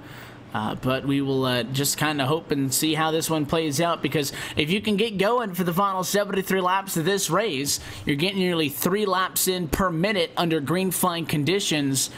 Not a lot of time to be able to wrap this one up, but of course at the end of them, expect restarts and a plenty of them in order to decide who walks away with a win here tonight from the USA International Speedway. Another pit cycle, though, going to come to a conclusion here. Yellow flag cycle, I guess I should say, because pit stop's not allowed outside of that halfway break. So another yellow flag cycle going to come to a conclusion here. Pace car going to head down and in, and this time Peterson inside of the racetrack, DeMerchant outside. They had been working together. Peterson up top, DeMerchant down low to protect positions 1 and 2.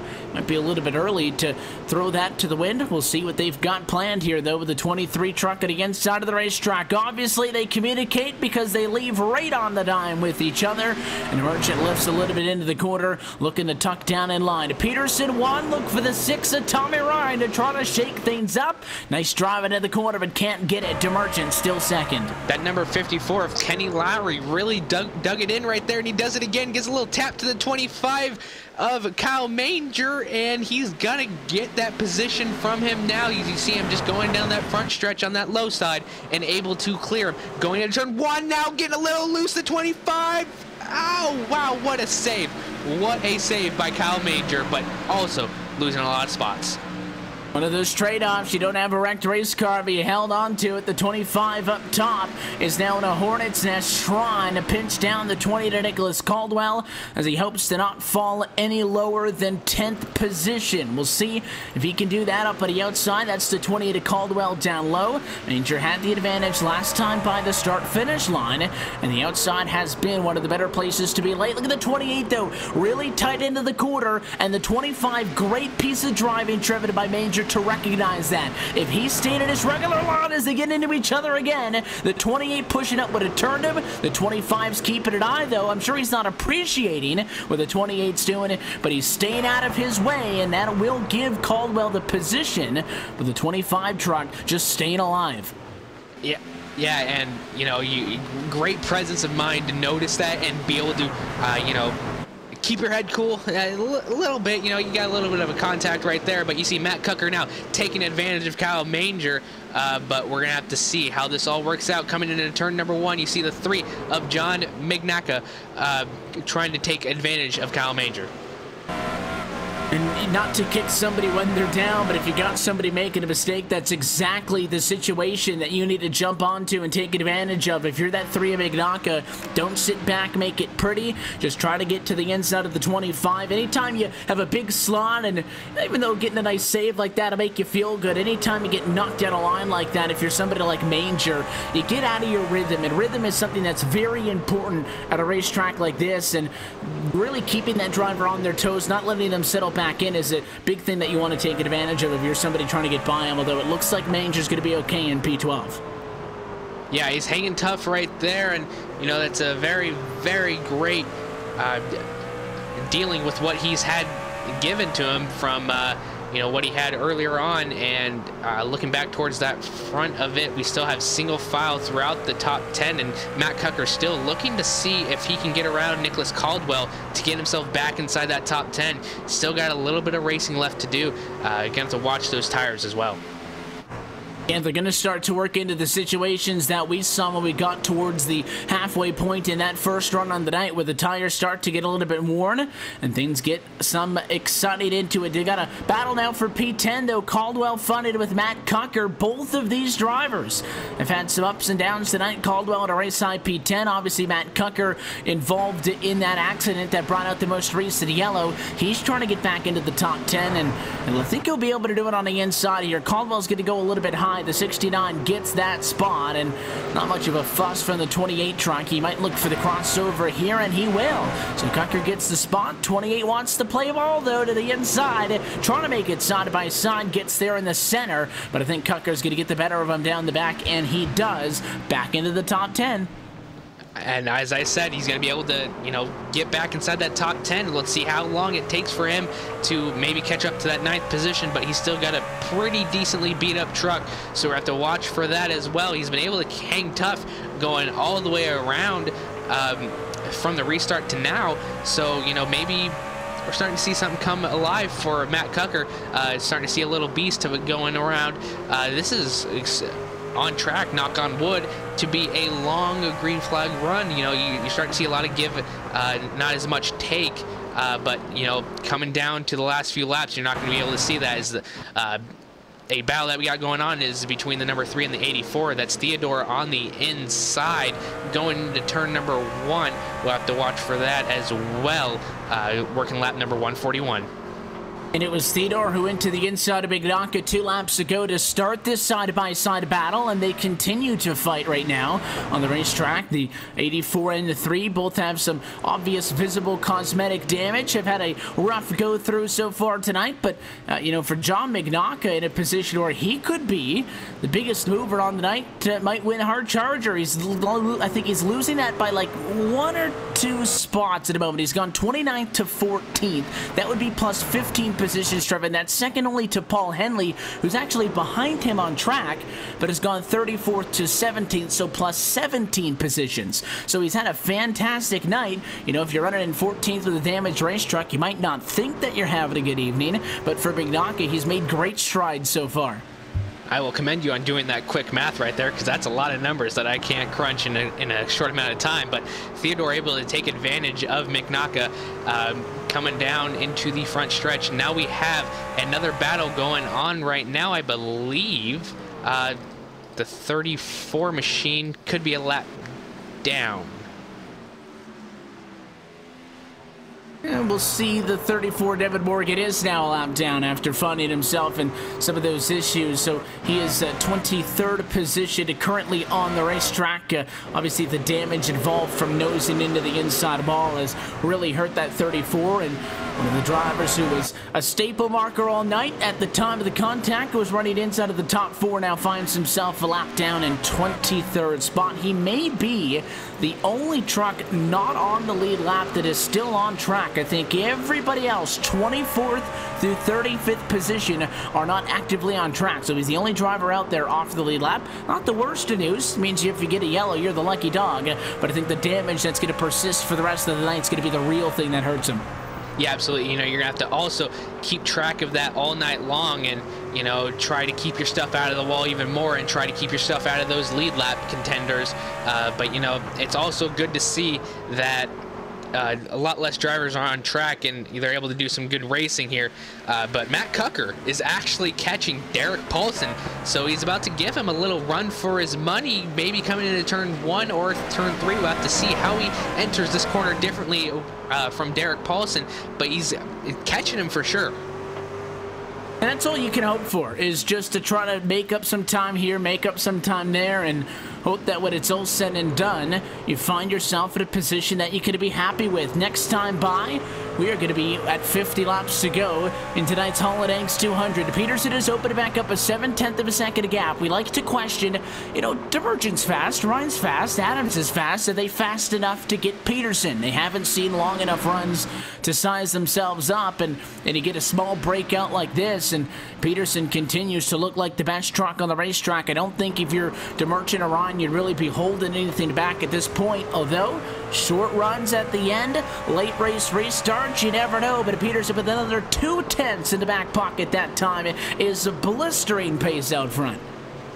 Yeah, and he's just absolutely running away with it. Christian Peterson, just such a dominant car, the week in, week out, race in, race out, and you know, Tommy Ryan also trying to get to the back bumper of Seth Demergent. You know, it's really all.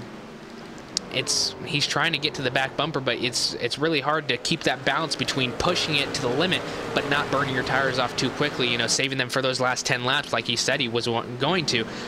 So we're up to watch to see how he, you know, enters those corners a little bit differently and how he takes these corners. Seth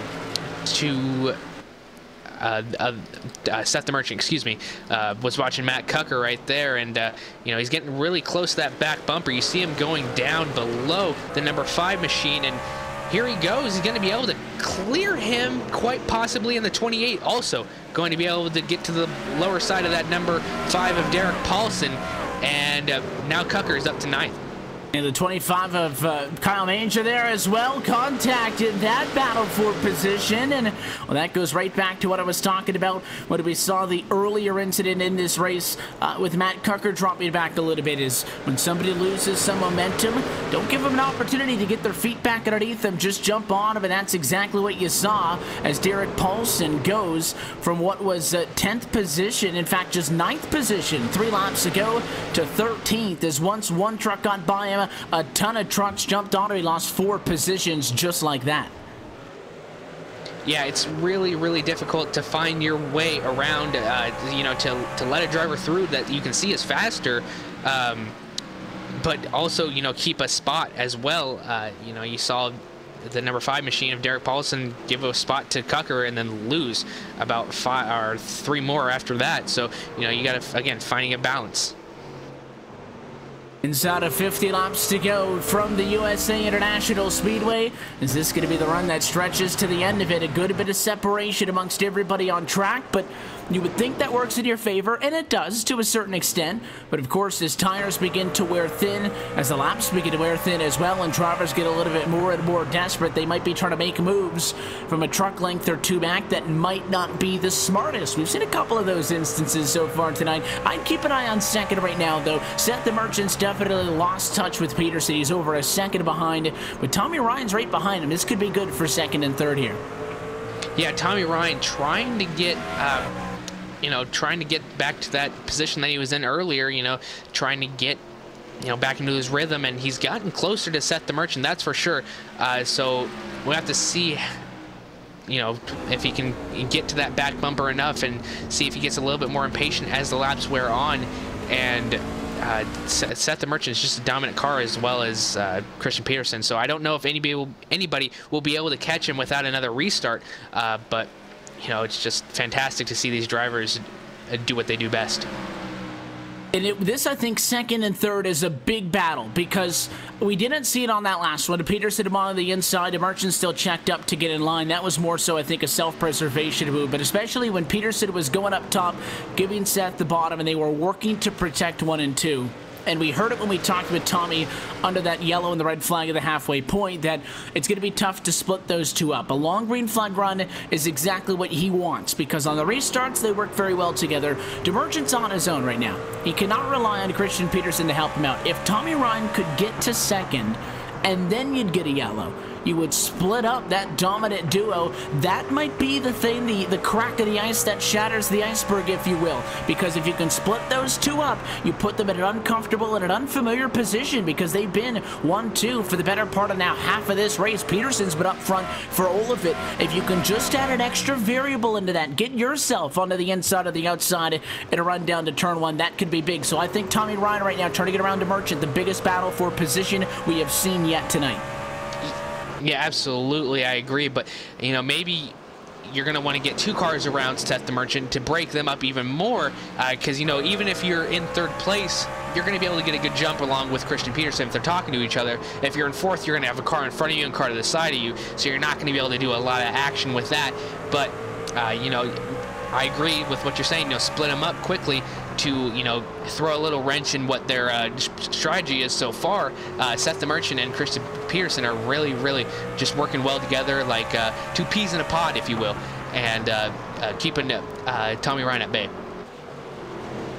And Tommy Ryan continues to try to make a charge, gets a run here, gets a run there. He's definitely making something work. He's got no pressure from behind. You do see a truck coming up behind his 2. That's the 95 of Eric Forbes. He is a lap down, and 18th position is not a part of this fight. The next truck closest to Ryan and DeMerchant, that'd be Kenny Lowry, over 5 seconds back in P4. So it's just them, no pressure, trying to set something up and get going. They are dealing with, though, a good bit of lap traffic, though, as we're on the longest run of the night. Yeah, and that's what I was going to touch on next. You know, we're on the longest run, and, you know, it's showing no sign of slowing, and you're going to have a lot of lap traffic to deal with as well. And, you know, longer tracks, you know, it's okay. You know, like Talladega, again, Las Vegas, they've already been there. But short tracks where there's not a lot of room, as we were talking about earlier on at the top of the race, there's not a lot of room here, and you know, it's going to be hard to maneuver around them, especially in the corner. You see somebody now blown up down on the inside. That appears to be the number 24 of Tyler Lugo Vickery, so it appears to have his night done as well, but no caution out in the track. Staying under green flag conditions, you have to think if you're a Lowry, I mean, even if you just look back 2 more spots, Brandon Wilkinson has had a very good bounce back. Off of the restart, Trevin fell 9th to 12th. Looked like that the 33 was going to continue to slide. He's really grown into his element on this long run. Back up to P6, highest he's been since the opening half of the race. So if you're somebody like him, you're making good time. You're very good on the long run, but you're 9 seconds back. Now, he said he wanted a top 15, so I'm sure he'll take the P6 here and just ride this one out. But if you want a chance to battle for a position now, you're so far spread out that you would need a yellow to make anything else happen, especially up front. Yeah, I think he'd be absolutely content with a 6th place finish, especially with the car that he's got going on for himself right now. But he'd also love to break himself in that top 5 where Jeremy Adams is. And, you know, but you just have such dominant cars up here. It's going to be hard to get around them because they have such clean race cars. And yeah, you know, compared from Brandon Wilkinson to the top 5, it's really going to be difficult for him. And, you know, you have 19 also behind you that has a little bit of damage too. So, you know, you're going to be a little bit of stalemate right here. But, yeah, just that top 5 and then P6 on back is all damage. So, you know, you're starting to see where that line is really going to start to cut off. And caution! Caution.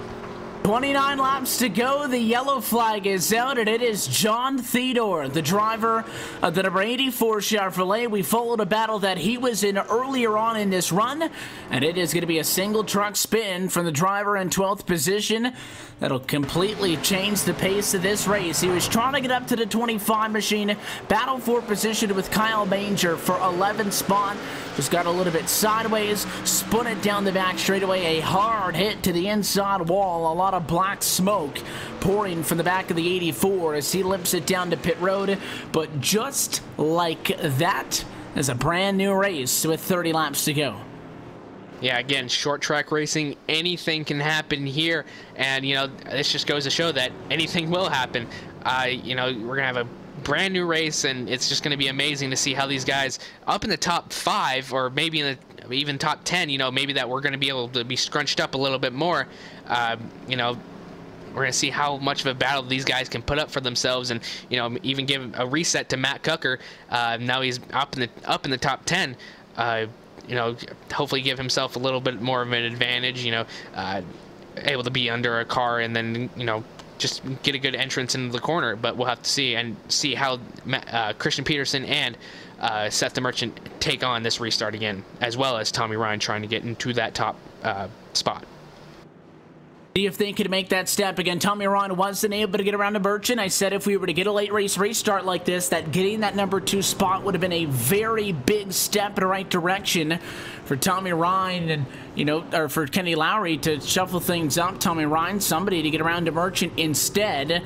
It is going to be Peterson to Merchant on the front row. Now, there is some risk, Trevin, associated with trying to coordinate a restart, to try to plan things out so you guys can protect the front row. Is it too much of a risk by the time we get to 25 laps left to go or less for them to take that, and at this point does it become every man for himself?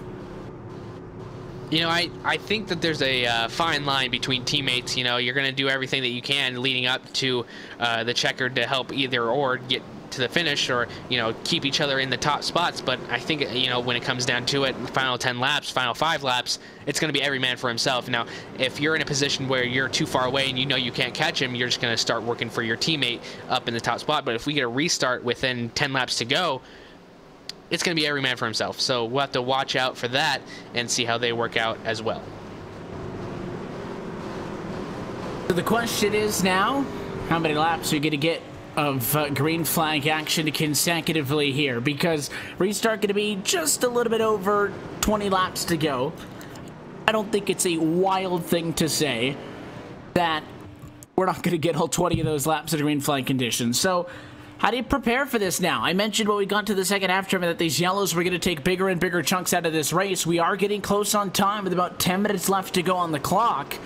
Every yellow you're talking about almost a minute per lap. That's not good towards our total distance number, and we'll keep you posted on what the timer says as we get down to the end of things here. But you know, you get a yellow, 4 laps at a 20, nearly a quarter of the race gone. So I would not be surprised if everybody just goes at it on this one as the lights go out. Get ready for some fireworks, I'm thinking.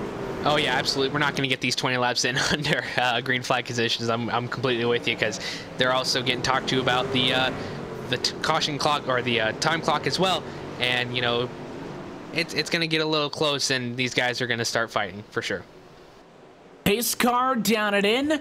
Going to be 176 laps complete, 24 laps to go on the USA International Speedway, the American Pool Supply Truck Series, and LSRTV in our racing live. Christian Peterson outside, Seth the Merchant inside of the front row, going to come to the green flag, 1-2, and it's a good jump for the 23. He'll have a car length lead in the quarter. The Merchant going to maintain second, right there in third. 3 wide going into turn 1, as you saw the number 54 of Kenny Lowry really get stacked up, but they made it through somehow. That was fantastic racing by everyone. And now we're going to look back up towards the front after that little skirmish. You still have Tommy Ryan looking behind Seth the Merchant, but now going back. Now you still got 2x2. You got Brandon Wilkinson and Kyle Manger really battling it out right here, as well as the number 2 of Dwight Beverly and the number 54 of Kenny Lowry, really just going back and forth 2x2, going into turn number 3 now. And whoa, going a little bit high. Kyle Manger is into Brandon Wilkinson, but that also gives way to Matt Cucker, now up into P6, looking for P5. We'll see how it works out with these remaining 20 laps. It's really getting chaotic here, though, towards the tail end of the top 10. No challenge for the race lead. In fact, the top 6, single file, but side by side, the battle on track right now, 8th and 9th position. Wilkinson on the outside, Dwight Beverly on the inside, and then behind them, Caldwell is on the inside of Lowry. The 54 gets squeezed into the wall, so Caldwell's going to make that position up. And look at the 4 of James Carhula to the inside. He wants P10. These guys are just fighting back and forth. They know it's go time. They have 20 laps and 5 minutes to do it. So we're gonna have a lot of you know, back and forth. As you see now, Dwight Beverly up on the high side getting around Brandon Wilkinson. Now he's gonna dive back down a little bit harder onto that yellow line, so close to getting loose and going up into Dwight Beverly, but able to hold it still. Let's see what he does. Going into turn number 3, he sees that he closed the door. Gonna have to stop on those brakes to not get into Dwight Beverly. Coming to 18 to go. 18 laps to go. Time's getting close. Laps are getting close. The 83 machine diving to the inside out of the 33 of Wilkinson, trying to get back on Beverly, wasn't able to do it. Side by side, 9th and 10th behind. Looks like it's going to be the 54 of Kenny Lowry, who got pinched into the wall a couple of laps ago. He'll get in front of Caldwell for 10th. Caldwell falls to 11th, and the 4 of James Carhula has to maintain running in 12th. Something tells me they are far from over with, but keep an eye on the ongoing fight for second. Dwight Beverly, yellow flag out.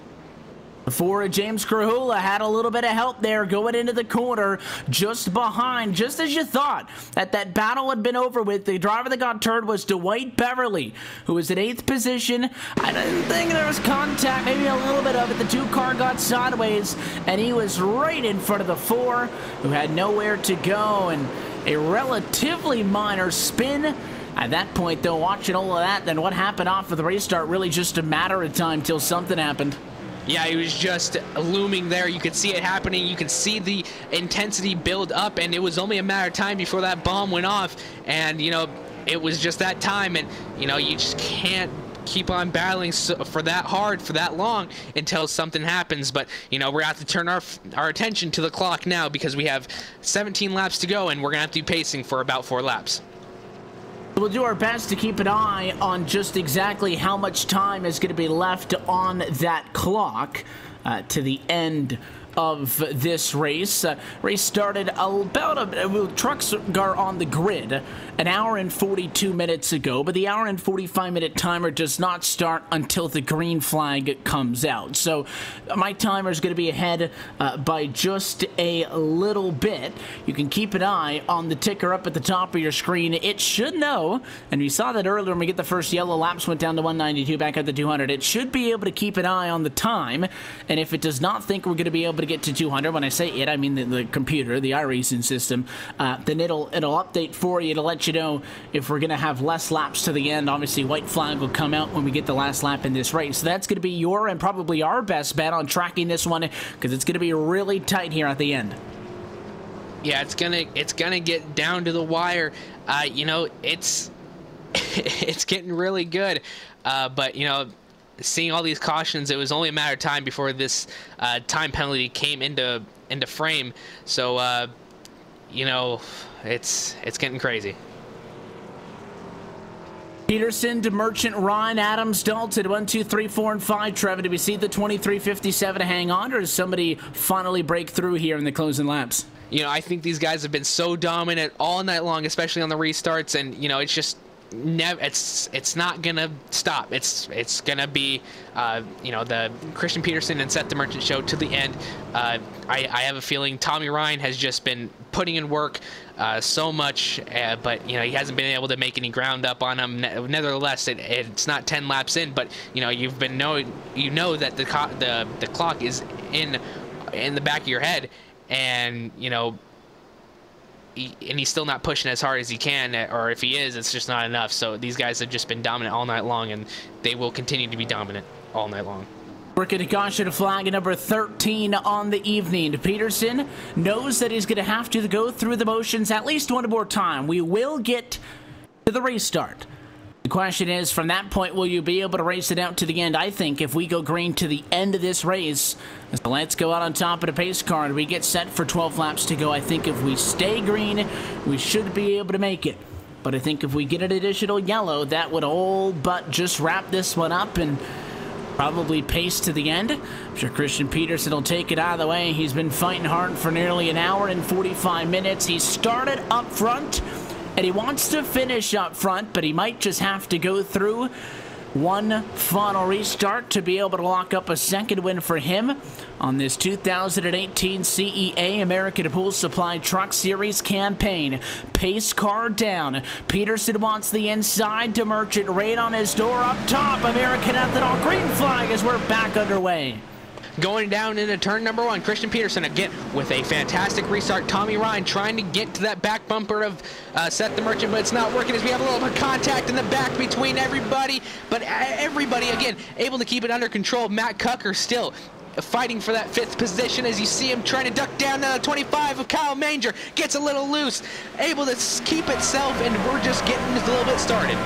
25 hangs on. He'll get crossed up to the inside of the racetrack to 54 of Kenny Lowry. Side by side for the race lead in contact. To Merchant hits the inside. Peterson up top as they slide down the back. Still side by side for the race lead with 10 laps to go this time. De Merchant made the aggressive move inside. He doored Peterson. They both nearly put him in the fence at a 2. And watch the 6 of Tommy Ryan sitting right there in 3rd as nobody is going to give this one up. Still neck and neck.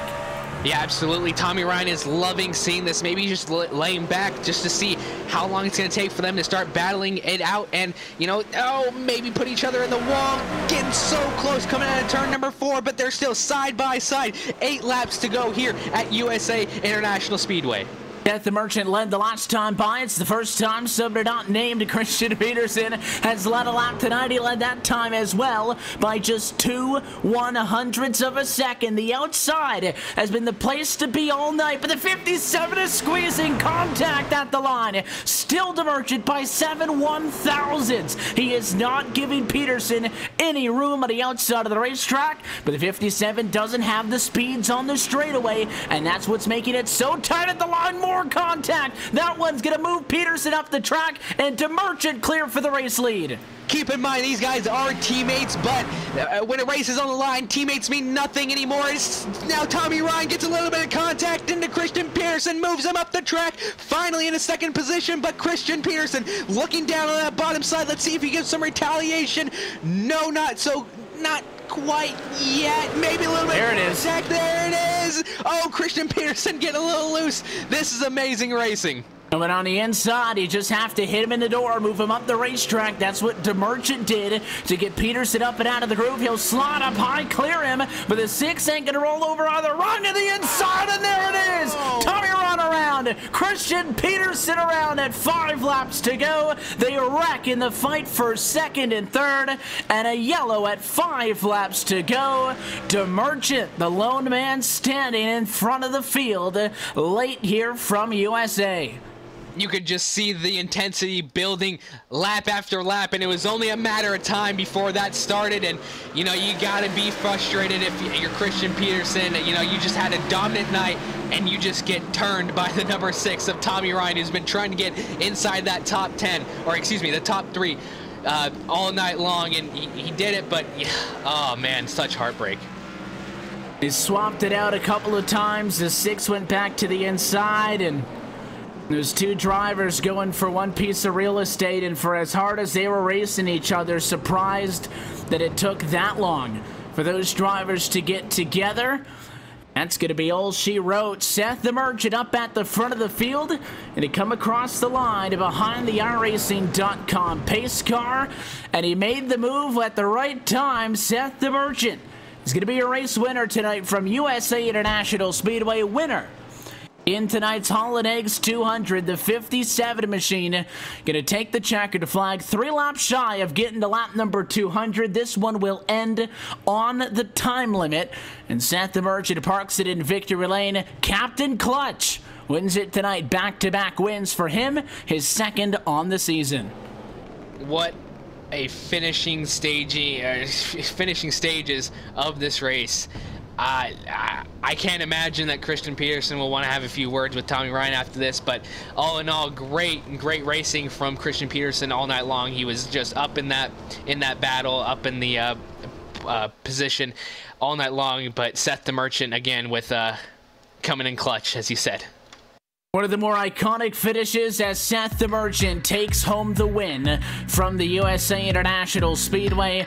Fantastic result for him as he walks away as your race winner tonight. We'll take a quick opportunity to step aside. When we come back, we'll talk with your top finishers to get you set for the next time out. Seth DeMerchant, though, your winner tonight in the Championship Esports Association American Pool Supply Truck Series. The post-race show at LSRTV is next, right here on iRacing Live.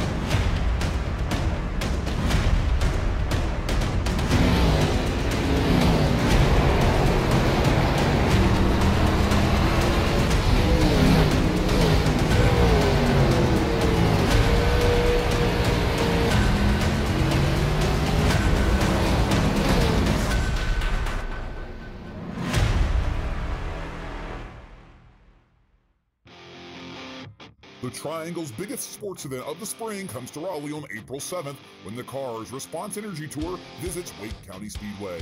Tickets are on sale now for the biggest event to hit America's favorite bull ring in its entire history. The biggest late model stock car drivers like Josh Berry, Sam Mayer, Lane Riggs, and Deep McCaskill hit the quarter mile for a night full of action.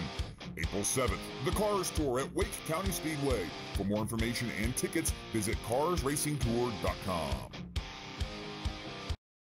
This broadcast is the copyrighted work of LSRTV, and it may not be rebroadcast, retranslated, or used in any form without the express written consent of Live Sim Racing LLC and iRacing.com Motorsport Simulations. LSRTV would like to thank you for your support, and we hope you enjoyed tonight's broadcast. Welcome back live to the USA International Speedway, a long and hard-fought race tonight in the American Pool Supply Truck Series powered by the Championship Esports Association, and it all pays off with a fantastic finish. Seth the Merchant takes it to his teammate. He sat bridesmaid for the better part of the night, but he is your race winner tonight, and we will try to get a word with him down in Victory Lane in just a moment. But as we welcome you back into the LSRTV post-race show, Evan Pasoko, Trevin Valderrama up top with Cisco Scardamoose downstairs. We'll take a look top to bottom at your full race results tonight. For race 4 on the season, Seth the Merchant gets the win. He goes back-to-back after winning at the middle portion of March, second race of the year for Las Vegas Motor Speedway. Back-to-back wins for the Merchant should make a good case for him to take over the top spot in the championship. Jeremy Adams ends up in second position. Tyler Dalton runs over the third spot.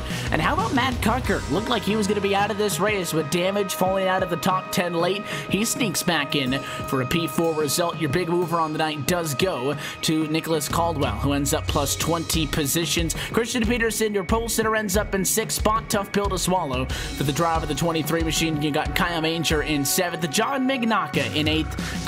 Kenny Lowry there in 9th position. Derek Paulson rounds out your top 10. Matthew Murphy finishes P11.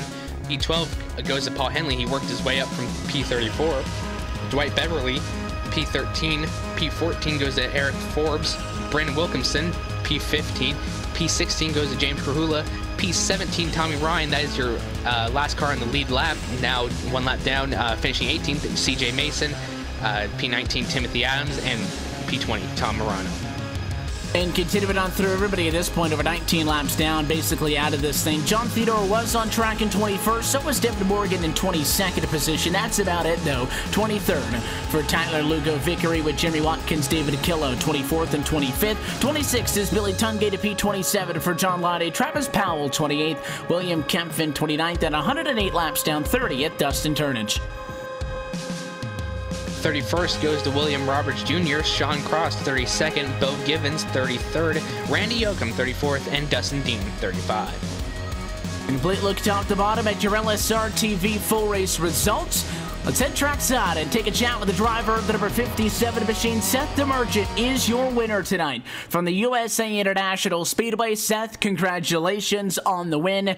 You were up front for pretty much all of it. That P6 starting spot didn't mean much. You and Christian working together for a lot of that on the front row, and well, you got that one final restart. You didn't back off. Very aggressive driving amongst the two of you. Tell us about it. Yeah, just doing everything I could there to get in front of him. I got that run off the restart, was able to get under him, and we just battled really hard for the lead. And I feel bad. I think I used him up a little more than I wanted to, but I don't know, short track racing, I guess, and glad we could win.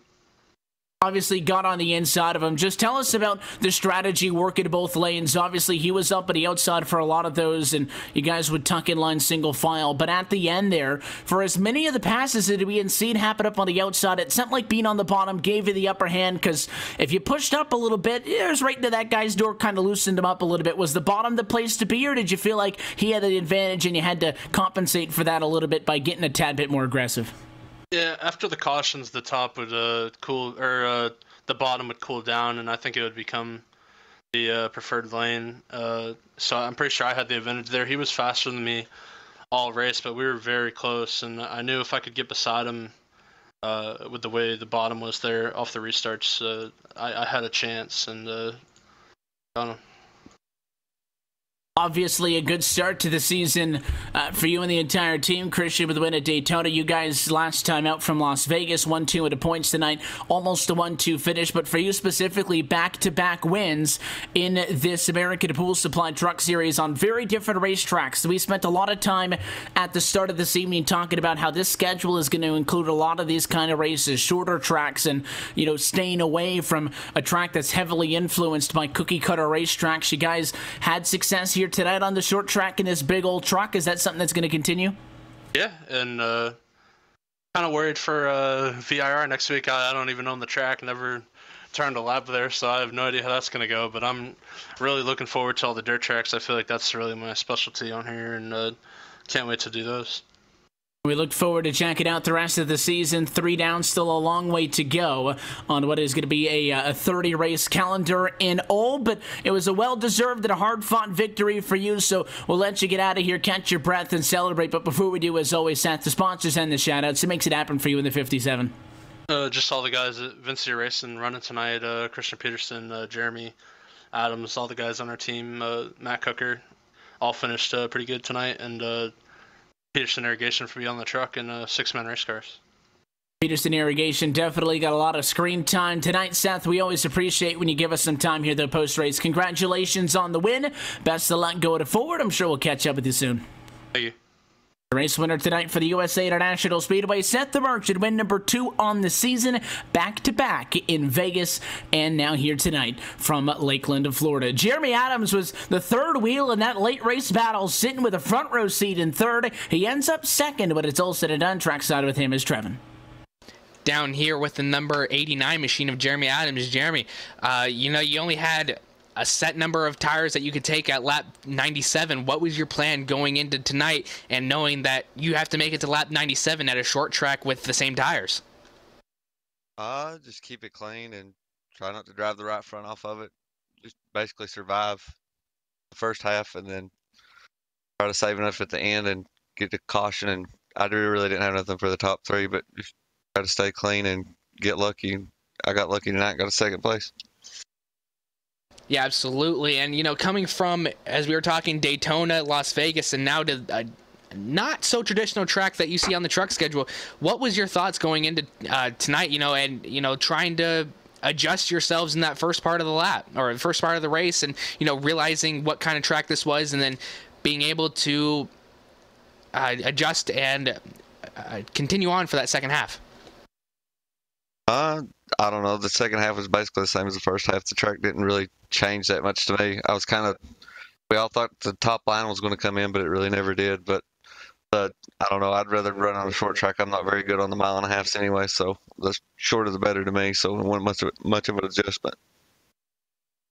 Absolutely. And before we let you go, any sponsors and shout-outs before we let you go? No, just Team Vincier, Globalcom, 6-man race cars, Scott Austin Designs, and you guys for broadcasting it, Barnes for putting on the show. Appreciate it, everybody.